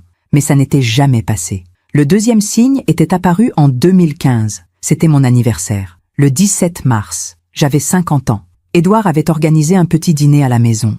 Juste la famille proche. Amélie, Marc, Talric, Iskandra. Amélie était arrivée la première, avec un bouquet de pivoine, mes fleurs préférées, et un cadeau soigneusement emballé. Un livre d'art sur les impressionnistes, que je désirais depuis longtemps. Joyeux anniversaire, maman. Elle m'avait serré dans ses bras, longuement, tendrement. Marc avait apporté une bouteille de champagne. Les enfants avaient dessiné des cartes d'anniversaire avec des crayons de couleur. Talric et Iskandra étaient arrivés en retard. 1 heure de retard. Désolé, avait dit Iskandra en entrant. Le trafic était infernal. Pas de fleurs, pas de cadeaux visibles. Nous étions passés à table. Le dîner était agréable. Édouard racontait des anecdotes, Amélie riait, les enfants posaient 1000 questions. Iskandra, elle, consultait son téléphone sous la table. Talric mangeait en silence. À la fin du repas, Édouard a apporté le gâteau. Un fraisier, mon préféré. Les bougies étaient allumées. Tout le monde a chanté « Joyeux anniversaire ». J'ai soufflé les bougies. Et j'ai attendu. Amélie m'a tendu son cadeau. Marc, le sien. Les enfants, leurs dessins. Talric a regardé Iskandra. Elle a haussé les épaules. On n'a pas eu le temps de passer acheter quelque chose. Désolé, Néris. Ce n'est pas grave, ai-je dit en souriant. Mais Édouard, lui, n'a pas souri. Il a regardé Talric avec un mélange de déception et de colère. Talric, c'est l'anniversaire de ta mère. Je sais, papa. On va lui offrir quelque chose plus tard. Plus tard? Quand? Je ne sais pas. Bientôt. Édouard a secoué la tête, écœuré, mais il n'a rien ajouté. Ce soir-là, après leur départ, Édouard m'a dit « Je n'aime pas ce que Talric est en train de devenir. Il est jeune. Il apprend. Il n'apprend rien. Il se laisse écraser. Édouard, non, Néris, il faut que tu ouvres les yeux. Notre fils est en train de disparaître. » J'avais voulu protester, mais au fond de moi, je savais qu'il avait raison. 3 semaines plus tard, j'avais reçu un colis par la poste, un foulard bon marché, acheté sur Internet, avec une carte. « Joyeux anniversaire, maman. Désolé pour le retard. Talric. » Pas Talric et Iskandra. Juste Talric. Parce qu'Iskandra n'avait même pas participé. J'avais gardé ce foulard. Je ne l'ai jamais porté. Il est toujours dans un tiroir, au fond de mon armoire. Un symbole de tout ce qui n'allait pas. Le 3e signe était apparu en 2016. Édouard venait d'apprendre qu'il avait des problèmes cardiaques. Rien de grave, selon les médecins. Mais il devait faire attention. Réduire le stress, se reposer. J'avais appelé Talric pour lui annoncer. « Talric, ton père a vu le cardiologue. Il doit ralentir. » « D'accord. C'est grave? » « Non, pas pour l'instant. Mais il faut qu'il surveille. »« Bon, tiens-moi au courant. »« Talric, tu ne veux pas venir le voir? Lui parler? »« Maman, j'ai 1 semaine de dingue au bureau. On prépare une présentation pour un client majeur. Je ne peux pas me libérer. C'est ton père. Je sais. Mais s'il n'y a rien d'urgent, je viendrai le week-end prochain. » Il n'était pas venu le week-end suivant, ni celui d'après. Finalement, il était venu 3 semaines plus tard, avec Iskandra. Une visite de 2 heures. Édouard avait essayé de parler avec lui, de partager ses inquiétudes. Talric écoutait poliment, mais je voyais qu'il était ailleurs. Son téléphone vibrait sans cesse. Iskandra soupirait d'ennui. Quand ils étaient repartis, Édouard s'était effondré dans son fauteuil. Il s'en fout. Ne dis pas ça. C'est la vérité, Néris. Il s'en fout. Je pourrais mourir demain, ça ne changerait rien. Édouard, non, laisse-moi. J'ai besoin d'être seul. Il était monté dans notre chambre, et il avait pleuré. J'avais entendu ses sanglots étouffés à travers la porte. Mon mari, cet homme fort, digne, qui ne pleurait jamais, pleurait à cause de son propre fils. Et moi, Je n'avais rien pu faire. En 2017, Édouard était mort. Et là, tous les signes que j'avais ignorés étaient devenus des évidences. Aux funérailles, Talric était arrivé en retard. Encore une fois, il avait expliqué qu'il y avait eu un problème avec la voiture. Iskandra portait une robe noire, impeccable, mais elle consultait son téléphone pendant la cérémonie. Quand le cercueil avait été descendu dans la terre, Talric avait pleuré, brièvement. Puis, il s'était essuyé les yeux et avait repris son masque. Après la cérémonie, il y avait eu une réception à la maison. Des amis, de la famille, des collègues d'Édouard. Tout le monde partageait des souvenirs, des anecdotes. Talric s'était isolé dans un coin avec Iskandra. Ils parlaient à voix basse. Je les observais de loin. À un moment, Iskandra avait dit, assez fort pour que je l'entende, « On pourrait partir maintenant. » On a fait acte de présence. Talric avait hoché la tête. Ils étaient partis 1 heure plus tard, sans même me dire au revoir. Amélie, elle, était restée toute la journée, puis toute la semaine. Elle avait dormi dans l'ancienne chambre de Talric. Elle m'avait préparé des repas. Elle m'avait tenu la main quand je pleurais. « Maman, tu n'es pas seule. Je suis là. » Et elle était là. Elle avait toujours été là. Mais Talric, lui, était devenu un fantôme. Le 29 décembre, après le coup de téléphone avec Iskandra, je suis restée assise dans mon salon pendant des heures. Les souvenirs affluaient, de plus en plus précis, de plus en plus douloureux. Je repensais à toutes les fois où Talric avait annulé des visites à la dernière minute. « Désolée maman, Iskandra n'est pas en forme. Désolée maman, on a un dîner chez des amis. Désolée maman, les enfants ont une activité. » Je repensais à toutes les fois où j'avais proposé de garder mes petits-enfants et où Iskandra avait refusé. « Merci Néris, mais ils vont chez mes parents. Ils les connaissent mieux. » Je repensais à toutes les fois où j'avais appelé et où Talric avait raccroché après 5 minutes. « Désolée maman, je dois y aller. Iskandra m'appelle. » Toujours Iskandra. Toujours elle. Comme si elle était le centre du monde. Comme si personne d'autre n'existait. Et Talric s'était laissé absorber. Il avait renoncé à lui-même, à sa famille, à moi. Vers 17 heures, mon téléphone a sonné à nouveau. Cette fois, c'était Amélie. « Maman, Talric vient de m'appeler. Il est dans tous ses états. Il m'a parlé du testament. »« Ah, maman, qu'est-ce qui se passe ? Je t'expliquerai plus tard, ma chérie. »« Non, explique-moi maintenant, s'il te plaît. » J'ai pris une grande inspiration. J'ai modifié mon testament. J'ai décidé de léguer une partie de mon patrimoine à des associations caritatives et à Marguerite, l'employée de maison de ton frère. Il y a eu un silence. Pourquoi ? Parce que ton frère ne mérite pas plus. Maman. Amélie, je sais ce que tu vas dire, que c'est radical, que c'est exagéré, mais tu n'étais pas là le 24 décembre. Tu n'as pas vu comment Iskandra m'a humiliée. Et tu n'as pas vu comment Talric n'a rien dit. Rien. Je sais, maman. J'étais là, et j'ai trouvé ça ignoble. Mais de là à le déshériter, je ne le déshérite pas. Il reçoit ce que la loi lui donne. 50%. C'est déjà plus qu'il ne mérite. Amélie a soupiré. Maman, je te comprends. Vraiment. Mais est-ce que tu es sûre de vouloir faire ça ? Parce qu'après, il n'y aura plus de retour en arrière. Je sais, et c'est exactement ce que je veux. D'accord, dans ce cas, je te soutiens. Quoi qu'il arrive. Merci ma puce. Mais maman, prépare-toi. Talric ne va pas laisser tomber. Iskandra non plus. Ils vont revenir. Ils vont insister. Je sais. Et tu seras prête ? Oui, je serai prête. Le soir, j'ai relu les quelques lettres que Talric m'avait envoyées au fil des années. Des lettres rares, écrites pour des occasions spéciales. Mon anniversaire, la fête des mères, Noël. La dernière datait de 2020, 5 ans déjà. Chère maman, joyeux anniversaire. J'espère que tu passes une belle journée. Je pense à toi. Prends soin de toi. Bise, Talric. 17 mots froids, impersonnels, vides. Aucune émotion, aucun souvenir partagé, aucune affection. Juste une formalité. J'ai replié la lettre et l'ai rangée dans la boîte en lac noir. Puis j'ai sorti une feuille de papier et j'ai commencé à écrire. Mon cher Talric, pendant des années, j'ai cherché à comprendre ce qui s'était passé entre nous. Où j'avais échoué, où tu t'étais perdu. J'ai pensé que c'était ma faute, que j'avais été trop présente ou pas assez, que j'avais été trop exigeante ou trop indulgente. Mais aujourd'hui, je comprends que ce n'est pas une question de faute. Tu as fait des choix qui t'ont éloigné de moi, des choix qui t'ont transformé en un homme que je ne reconnais plus. Tu as choisi Iskandra, tu as choisi sa vision du monde, tu as choisi de te soumettre, et dans ces choix, il n'y avait plus de place pour moi. Alors aujourd'hui, moi aussi, je fais un choix. Je choisis de me respecter. Je choisis de ne plus attendre des miettes d'affection. Je choisis de vivre pour moi.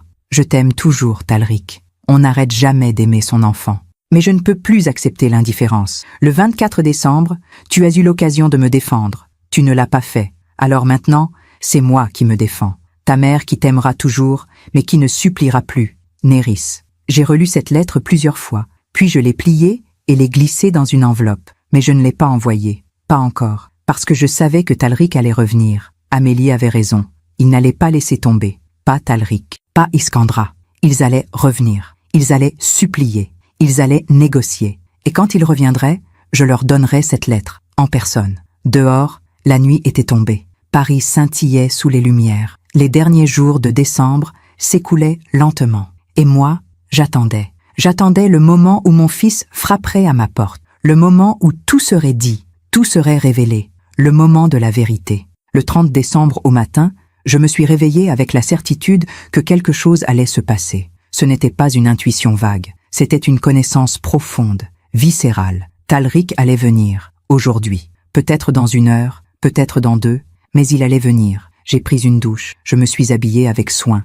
Un pantalon en laine grise, un chemisier blanc, un cardigan en cachemire beige. Élégante, mais pas apprêtée. Calme, mais pas fragile. J'ai préparé du thé. J'ai mis de l'ordre dans l'appartement, même si tout était déjà impeccable. J'ai ouvert les rideaux pour laisser entrer la lumière pâle de décembre. Puis je me suis assise dans mon fauteuil, près de la fenêtre. La boîte en lac noir était posée sur mes genoux. À l'intérieur, la photo de Talric enfant et la lettre que j'avais écrite la veille. J'attendais. À 10h23, on a sonné à la porte. Mon cœur a fait un bond, mais je ne me suis pas précipitée. J'ai posé la boîte sur la table basse. Je me suis levée lentement. J'ai respiré profondément. Puis j'ai ouvert la porte. Talric était là, seul. Pas d'Iskandra, pas de voiture garée en double fil. Juste lui. Il avait les traits tirés, des cernes sous les yeux, les cheveux en désordre. Il portait un manteau sombre, pas boutonné, comme s'il était sorti en hâte. « Maman !» Sa voix tremblait. « Bonjour Talric, entre. » Il est entré. Il a refermé la porte derrière lui, mais n'a pas retiré son manteau, comme s'il ne comptait pas rester longtemps.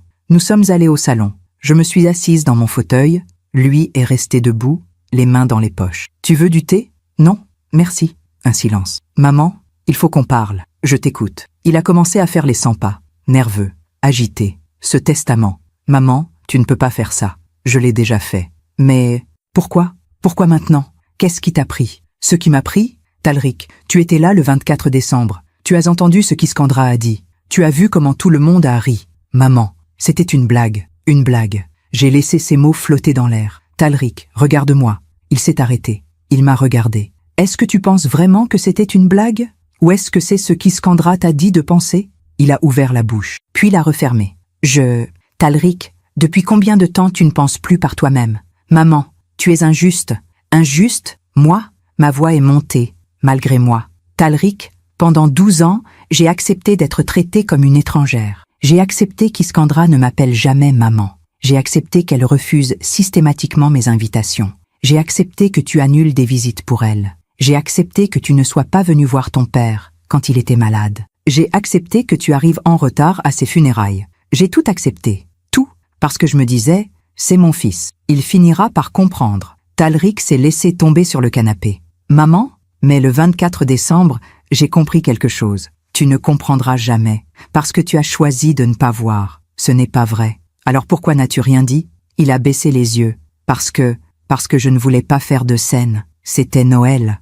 Les enfants étaient là. Les enfants étaient là. Exactement. Tes enfants. Mes petits-enfants.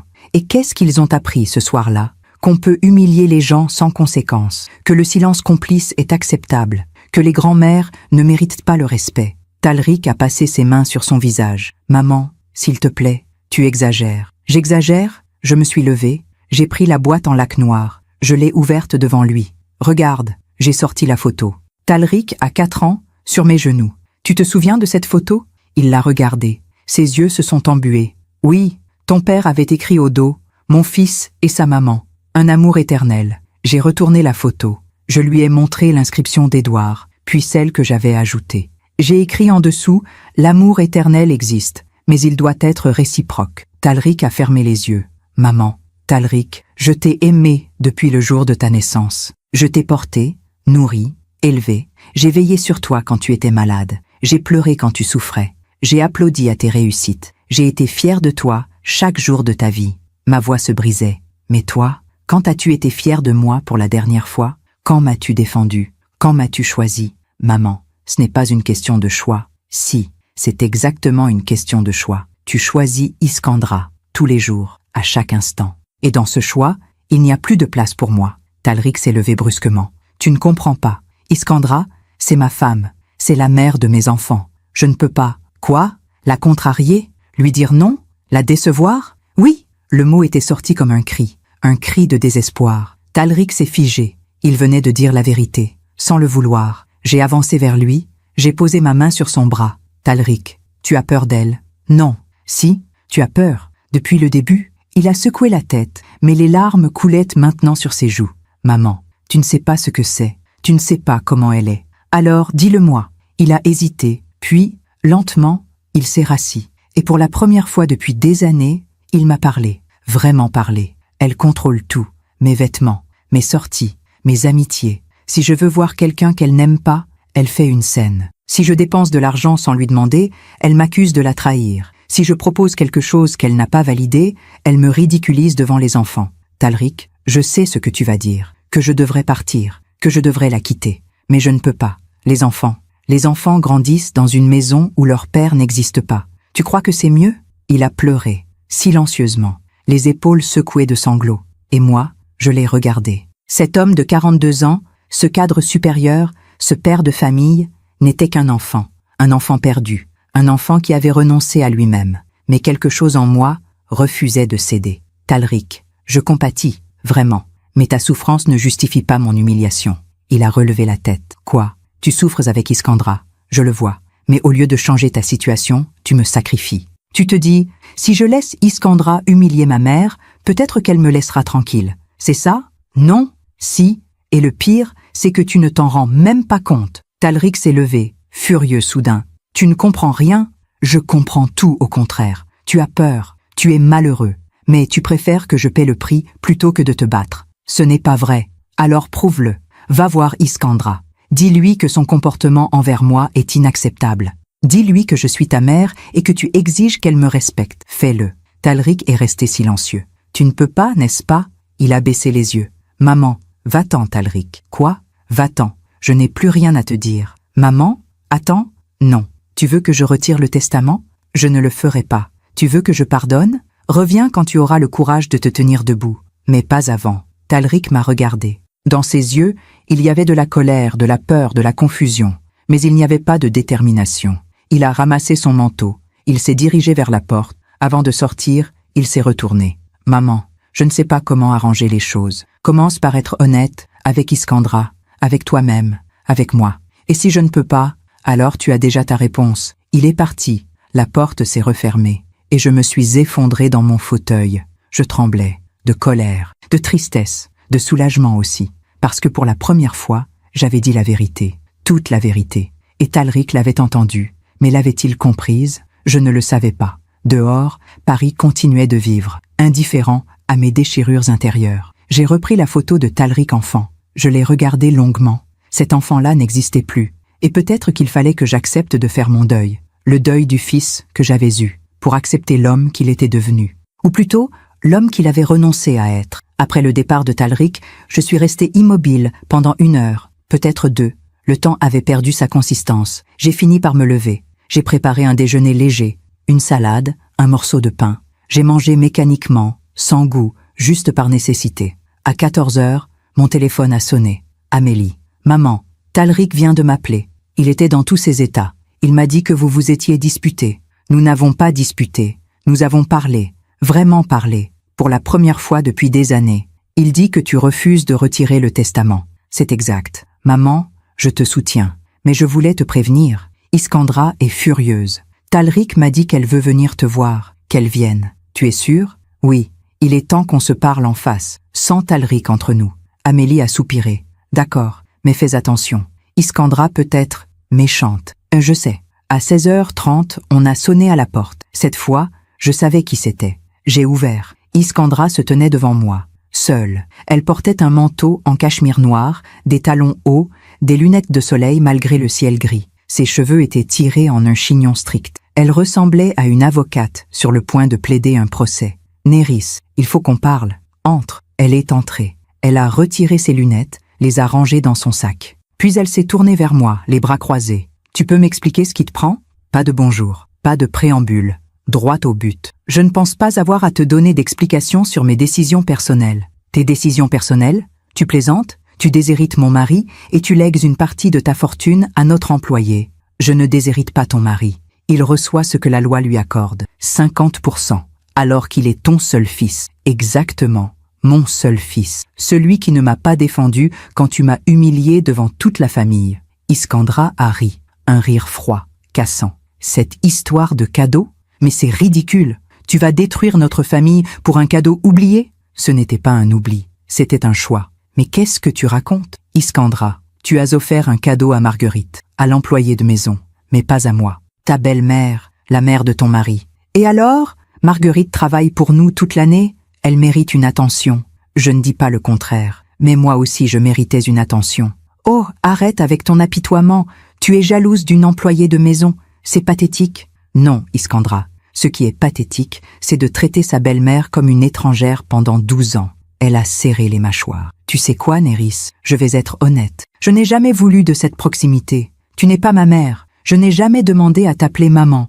Et Talrik ne m'a jamais obligé à le faire. Parce qu'il a peur de toi. Quoi? Talrik a peur de te contrarier. Il a peur de te perdre. Alors il se soumet. À tout. Iskandra a souri. Un sourire méprisant. Talrik ne se soumet pas. Il me respecte. Il comprend que dans un couple, il y a des priorités. Et toi, Néris, tu n'es pas une priorité. Ces mots sont tombés comme des pierres. Je vois. Alors c'est confirmé. Je ne suis rien pour toi. Et par extension, je ne suis rien pour mon fils. Arrête ton mélodrame. Ce n'est pas un mélodrame. C'est la réalité. Une réalité que tu viens de formuler clairement. Merci pour cette honnêteté. Ça rend les choses beaucoup plus simples. Iskandra a avancé d'un pas. Écoute-moi bien, Néris. Tu vas retirer ce testament. Maintenant. Aujourd'hui. Sinon quoi? Sinon tu ne reverras plus jamais tes petits-enfants. Le silence qui a suivi était glacial. Tu oserais faire ça?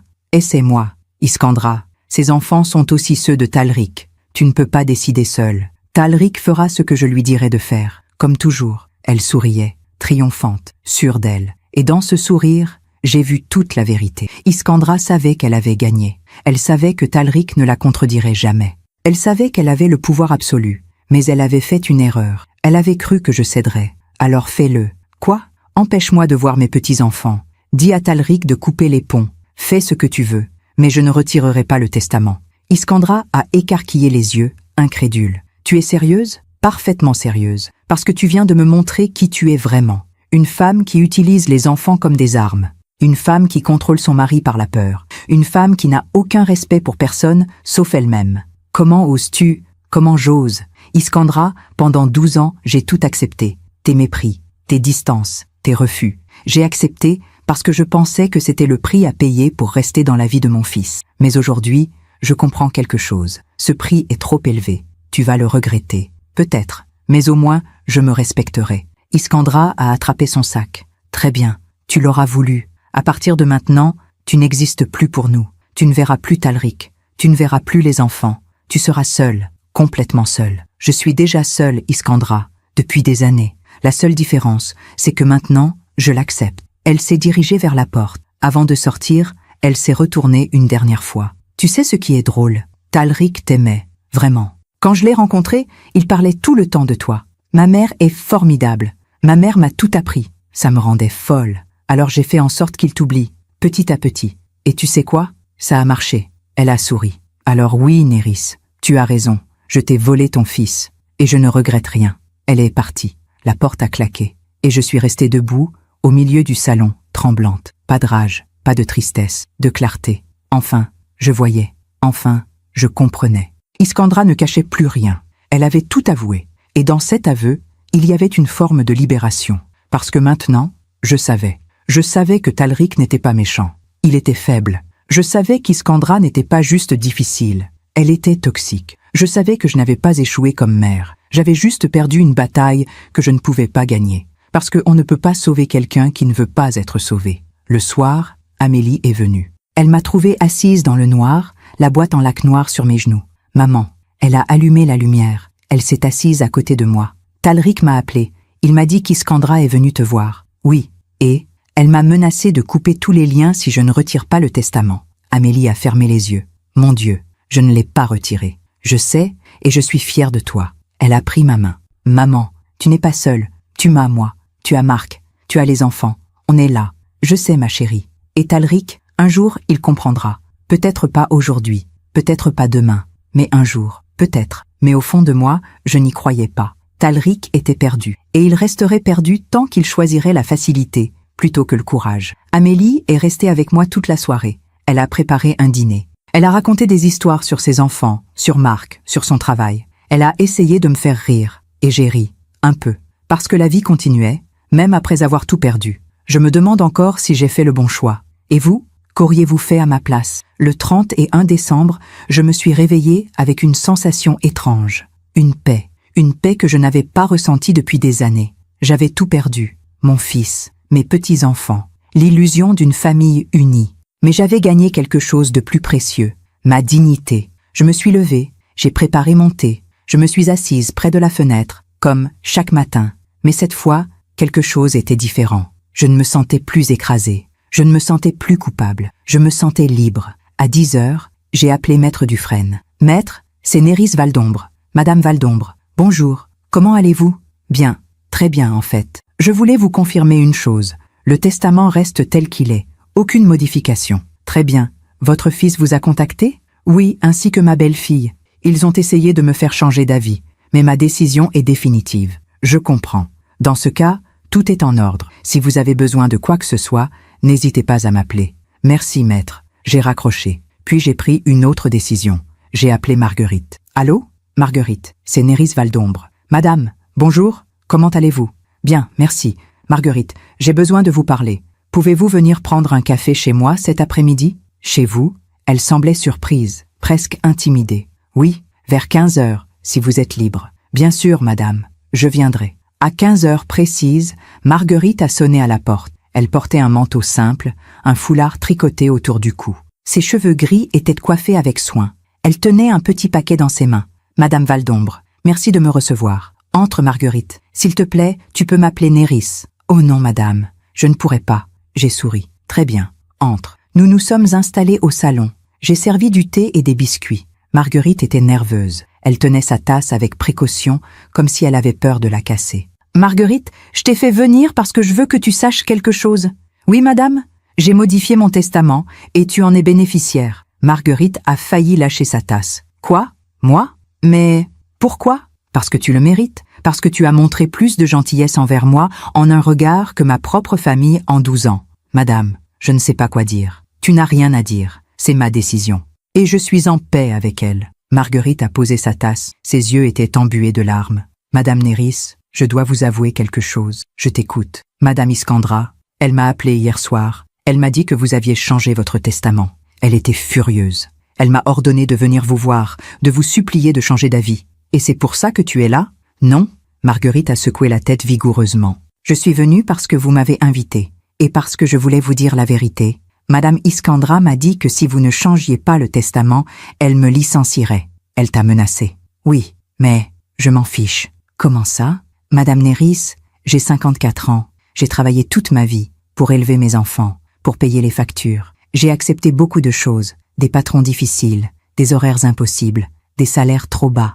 Mais je n'ai jamais accepté d'être complice d'une injustice. Elle s'est redressée. Madame Iskandra peut me licencier si elle veut. Je trouverai un autre travail. Mais je ne viendrai pas vous supplier de renoncer à votre dignité. J'ai senti quelque chose se briser en moi.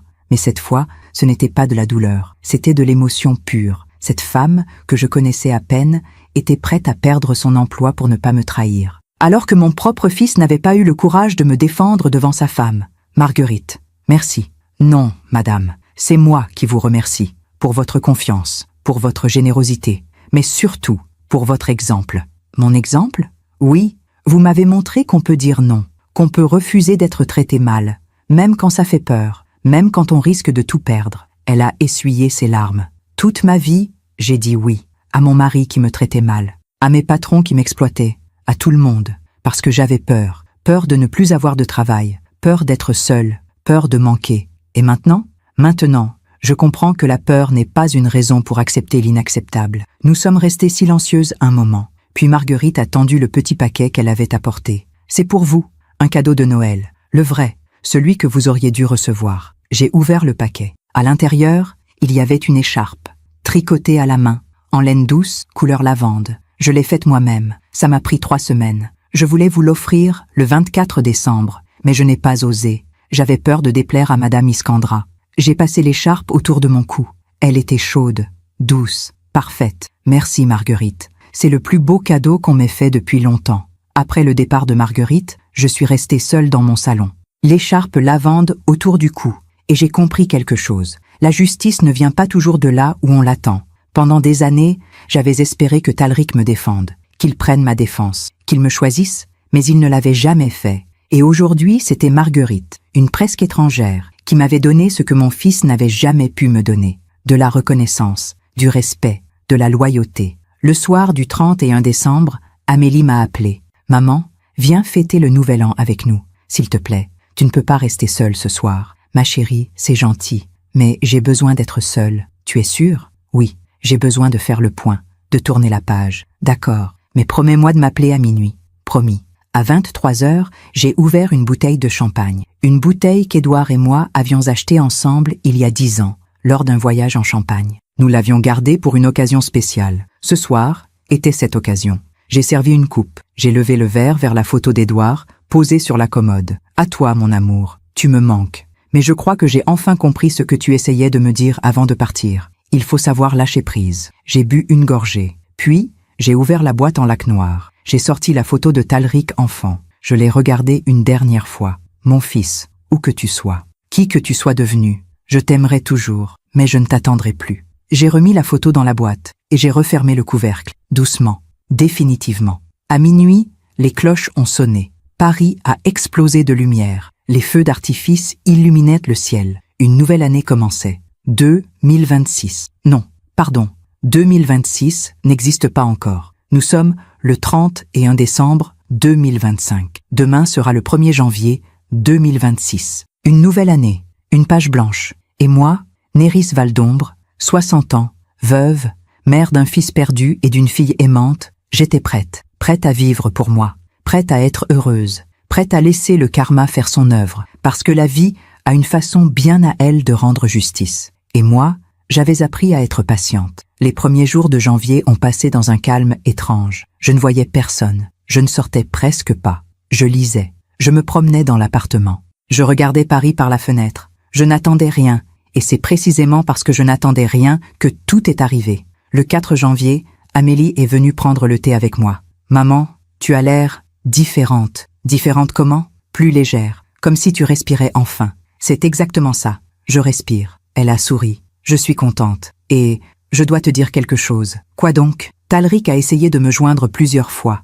Il veut que je te parle, que je te convainque de retirer le testament. Et qu'as-tu répondu ? Que ce n'est pas mon rôle, que s'il veut te parler, il n'a qu'à venir lui-même. Bien, Amélie a hésité. Maman, il y a autre chose. Marguerite a été licenciée. Iskandra l'a renvoyée le 2 janvier. Sans préavis, sans indemnité. Comment le sais-tu ? Marguerite m'a appelé. Elle avait trouvé mon numéro dans les contacts de Talric. Elle voulait que je te prévienne. Mon Dieu. Mais ne t'inquiète pas, elle a déjà trouvé un autre emploi, chez une famille du 7e arrondissement. Un meilleur salaire, de meilleures conditions. Elle m'a dit, finalement, Madame Iskandra m'a rendu service. J'ai souri malgré moi. Marguerite est une femme forte, comme toi. Le 8 janvier, j'ai reçu un appel inattendu. Un numéro que je ne reconnaissais pas. Allô ? Madame Valdombre ? Une voix masculine, grave, professionnelle. Oui, c'est moi. Je suis maître Renaud, avocat. J'appelle de la part de Madame Iskandra Valdombre. Mon cœur s'est serré. Je vous écoute. Madame Valdombre, ma cliente souhaite contester le testament que vous avez établi. Elle estime que vous avez été influencé, que votre jugement était altéré. Elle demande une expertise psychiatrique. Le silence qui a suivi était glacial. Une expertise psychiatrique. Oui, c'est son droit.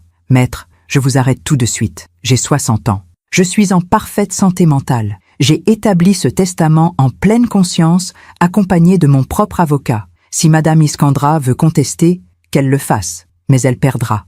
Madame, dites à votre cliente que je ne céderai pas. Pas à ses menaces, pas à ses intimidations, et certainement pas à ses manœuvres juridiques. J'ai raccroché. Mes mains tremblaient. Pas de peur, de colère. Iskandra était allée trop loin.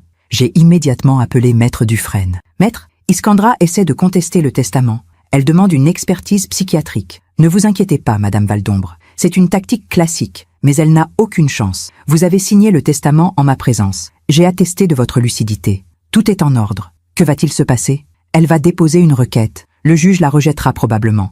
Et si elle insiste, elle devra prouver votre incapacité, ce qu'elle ne pourra pas faire. Merci, maître. Madame Valdombre, puis-je vous dire quelque chose en toute franchise? Bien sûr. J'ai vu beaucoup de familles se déchirer pour des questions d'héritage, mais rarement j'ai vu autant d'acharnement de la part d'une belle-fille. Cette femme est, il cherchait ses mots, dangereuse. Soyez prudente. Le 12 janvier, quelque chose d'étrange s'est produit. Talric a frappé à ma porte, sans prévenir. J'ai ouvert. Il était seul. Il avait l'air épuisé.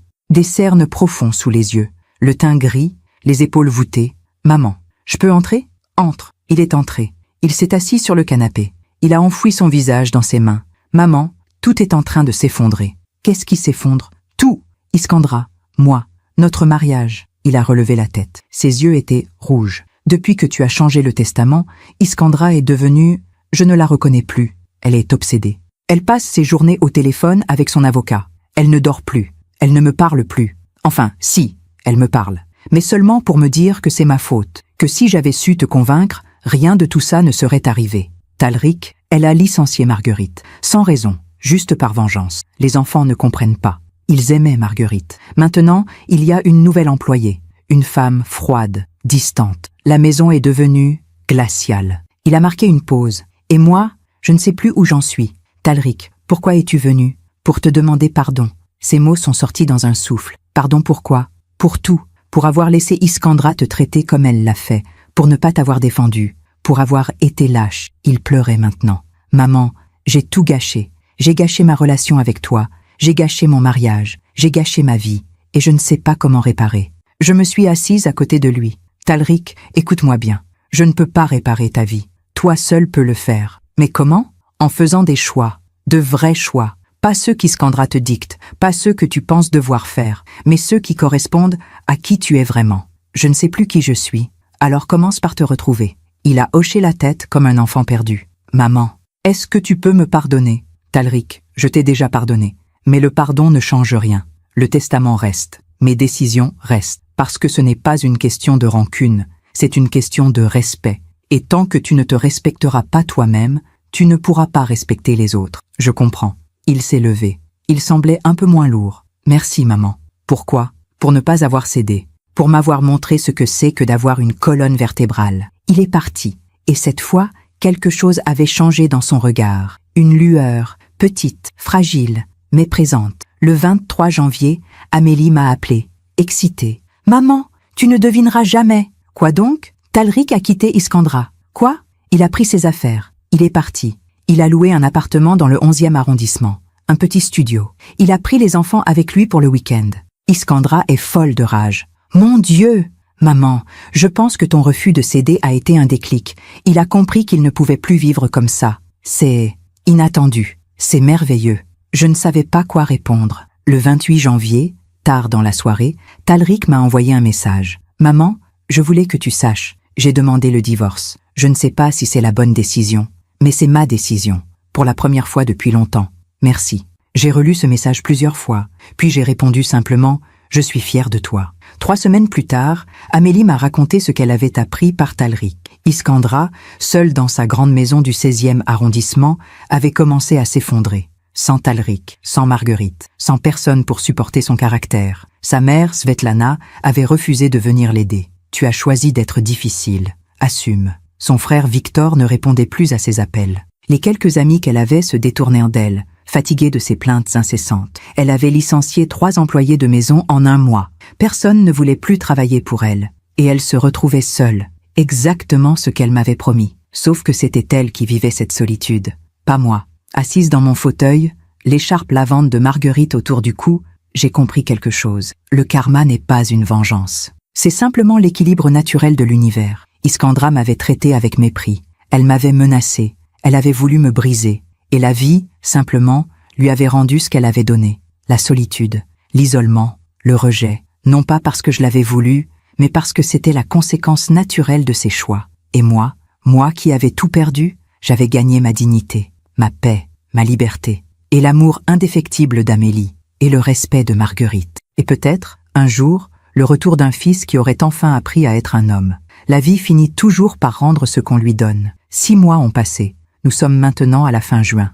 Les jardins de Paris sont en fleurs. Les terrasses des cafés débordent de vie. L'été est arrivé, avec sa lumière dorée et ses promesses de renouveau. Moi, Néris Valdombre, j'ai 60 ans et demi. Et je suis heureuse. Non pas parce que tout s'est arrangé comme dans un conte de fées, mais parce que j'ai appris quelque chose d'essentiel. On ne peut pas contrôler les autres. On ne peut contrôler que soi-même. Talric vit toujours dans son petit studio du 11e arrondissement. Le divorce est en cours. Lent, compliqué, douloureux. Iskandra se bat pour obtenir la garde exclusive des enfants. Elle a perdu cette bataille. Le juge a accordé la garde partagée. Talric vient me voir 1 fois par semaine. Parfois avec les enfants, parfois seul. Nous parlons, vraiment. Pour la première fois depuis des années. Il m'a raconté comment il s'était perdu, comment il était tombé amoureux de l'image d'Iskandra, pas de la personne qu'elle était vraiment, comment il avait confondu admiration et amour, comment il s'était peu à peu effacé pour ne pas déplaire. Maman, j'ai gâché 12 ans de ma vie. Non, Talric, tu as appris, c'est différent. Mais papa est mort, sans que je puisse lui dire que j'avais compris. Ton père savait, il a toujours su. Et il t'aimait malgré tout. Nous pleurons parfois, nous rions aussi. Talric n'est pas redevenu l'enfant qu'il était. On ne revient jamais en arrière, mais il est en train de devenir l'homme qu'il aurait dû être. Et ça, c'est déjà beaucoup. Marguerite travaille maintenant pour une famille merveilleuse. Elle est épanouie. Elle sourit davantage. Elle vient prendre le thé chez moi 1 fois par mois. Madame Néris, vous avez changé ma vie. Non, Marguerite, tu as changé ta propre vie. J'ai juste été un témoin. Mais vous m'avez montré qu'on pouvait dire non, qu'on pouvait refuser l'inacceptable. Et toi, tu m'as montré que la bonté existe encore, même dans un monde dur. Nous sommes devenus amis, pas des amis de circonstance, des vrais amis, celles qui se disent la vérité, celles qui se soutiennent sans rien attendre en retour. Amélie est toujours ma lumière. Elle passe me voir plusieurs fois par semaine. Elle m'emmène au cinéma, au musée, au restaurant. Elle me raconte sa vie, ses joies, ses soucis. Maman, je suis fière de toi. Tu sais ça? Pourquoi? Parce que tu as eu le courage de dire non. Beaucoup de femmes de ta génération ne l'auraient pas fait. Elles auraient accepté, par peur de la solitude, par habitude, par culpabilité. J'ai eu peur aussi, ma chérie, mais tu l'as fait quand même. C'est ça le courage. Iskandra, elle, vit toujours dans sa grande maison du 16e arrondissement, seule. Elle a essayé de contester le testament. Elle a perdu. L'expertise psychiatrique qu'elle réclamait a été refusée par le juge. Elle a tenté de monter les enfants contre Talric. Cela n'a pas fonctionné. Les enfants, à 9 et 7 ans, sont assez grands pour comprendre qui écoute, qui console, qui aime. Elle a essayé de se rapprocher de sa propre famille. Mais Svetlana, sa mère, fatiguée de ses caprices, a refusé de la soutenir. Tu as creusé ton propre trou, Iskandra. Maintenant, assume. Amélie m'a dit qu'elle l'avait croisée au supermarché il y a quelques semaines. Maman, elle avait l'air éteinte, les cheveux mal coiffés, pas de maquillage, vêtements froissés, on aurait dit une autre personne. Je n'ai pas ressenti de joie à cette nouvelle, ni de tristesse, juste une forme de neutralité. Iskandra récoltait ce qu'elle avait semé. Ce n'était pas ma victoire, c'était simplement la justice naturelle. Hier, j'ai ouvert la boîte en lac noir. J'ai sorti la photo de Talric enfant. Je l'ai regardée longtemps. Et cette fois, je n'ai pas pleuré. J'ai souri. Parce que cet enfant-là a existé. Il a été aimé. Il a été heureux. Et même si l'adulte s'est perdu pendant des années, il est en train de se retrouver. Et ça, personne ne peut le lui enlever. J'ai remis la photo dans la boîte. Mais cette fois, je n'ai pas refermé le couvercle définitivement. Je l'ai laissé entrouvert. Parce que l'histoire n'est pas terminée. Elle continue. Autrement. Différemment. Mais elle continue. Ce matin, j'ai reçu une lettre manuscrite, de Talric. Chère maman, je voulais t'écrire pour te dire merci. Merci de ne pas avoir cédé. Merci de m'avoir montré ce qu'est la dignité. Merci d'avoir eu le courage que je n'avais pas. Pendant longtemps, j'ai cru que tu étais dur, inflexible. Je pensais que tu exagérais, que tu dramatisais. Aujourd'hui, je comprends que tu étais simplement lucide. Tu voyais ce que je refusais de voir. Tu savais ce que je refusais d'admettre. Et au lieu de me plaindre, au lieu de supplier, tu as choisi de te respecter. Cette décision m'a fait mal. Elle m'a révoltée. Elle m'a forcé à me regarder dans un miroir. Et dans ce miroir, je n'ai pas aimé ce que j'ai vu. Un homme faible, un homme soumis, un homme qui avait abandonné sa mère pour plaire à sa femme. Alors j'ai commencé à changer. pas pour toi, pas pour récupérer l'héritage, mais pour moi, pour mes enfants. Pour devenir l'homme que papa aurait été fier de connaître. Le chemin est long, je fais des erreurs, mais au moins, maintenant, ce sont mes erreurs, pas celles qu'Iskandra me dicte. Je ne te demande rien, je voulais juste que tu saches. Tu avais raison, et je t'aime. Ton fils, Talrik. J'ai plié cette lettre, je l'ai rangée dans la boîte en lac noir, à côté de la photo, et j'ai pleuré. Mais ce n'étaient pas des larmes de tristesse, c'était des larmes de soulagement. Si vous m'écoutez aujourd'hui, si vous êtes arrivé jusqu'ici, c'est que quelque chose dans mon histoire a résonné en vous. Peut-être vivez-vous une situation similaire. Peut-être êtes-vous cette femme qui accepte l'inacceptable par peur de perdre. Peut-être êtes-vous cette mère qui se sacrifie en espérant que ses enfants comprendront un jour. Ou peut-être êtes-vous simplement quelqu'un qui cherche à comprendre comment survivre à la trahison. Alors, laissez-moi vous dire ce que j'ai appris. On ne peut pas forcer les gens à nous aimer. On ne peut pas forcer les gens à nous respecter. Mais on peut choisir de se respecter soi-même. On peut choisir de dire non. On peut choisir de partir. On peut choisir la dignité plutôt que la soumission. Et quand on fait ce choix, deux choses peuvent arriver. Soit les gens changent, parce qu'ils réalisent qu'ils sont en train de vous perdre. Soit ils ne changent pas. Et dans ce cas, vous avez votre réponse. Mais dans les deux cas, vous aurez préservé l'essentiel. Vous-même. La vie est trop courte pour la passer à supplier. La vie est trop précieuse pour l'offrir à ceux qui ne la respectent pas. Et si mon histoire peut aider, ne serait-ce qu'une femme à ouvrir les yeux, à se tenir debout, à choisir sa propre dignité, alors tout cela aura eu un sens. Merci de m'avoir écouté jusqu'au bout. Si cette histoire a touché votre cœur, abonnez-vous et activez la cloche pour entendre d'autres femmes qui ont transformé la douleur en sagesse. Chaque jour, une femme, une leçon de vie. Partagez cette histoire avec quelqu'un que vous aimez. Parfois, une histoire change toute une journée. Que Dieu vous bénisse et à très bientôt.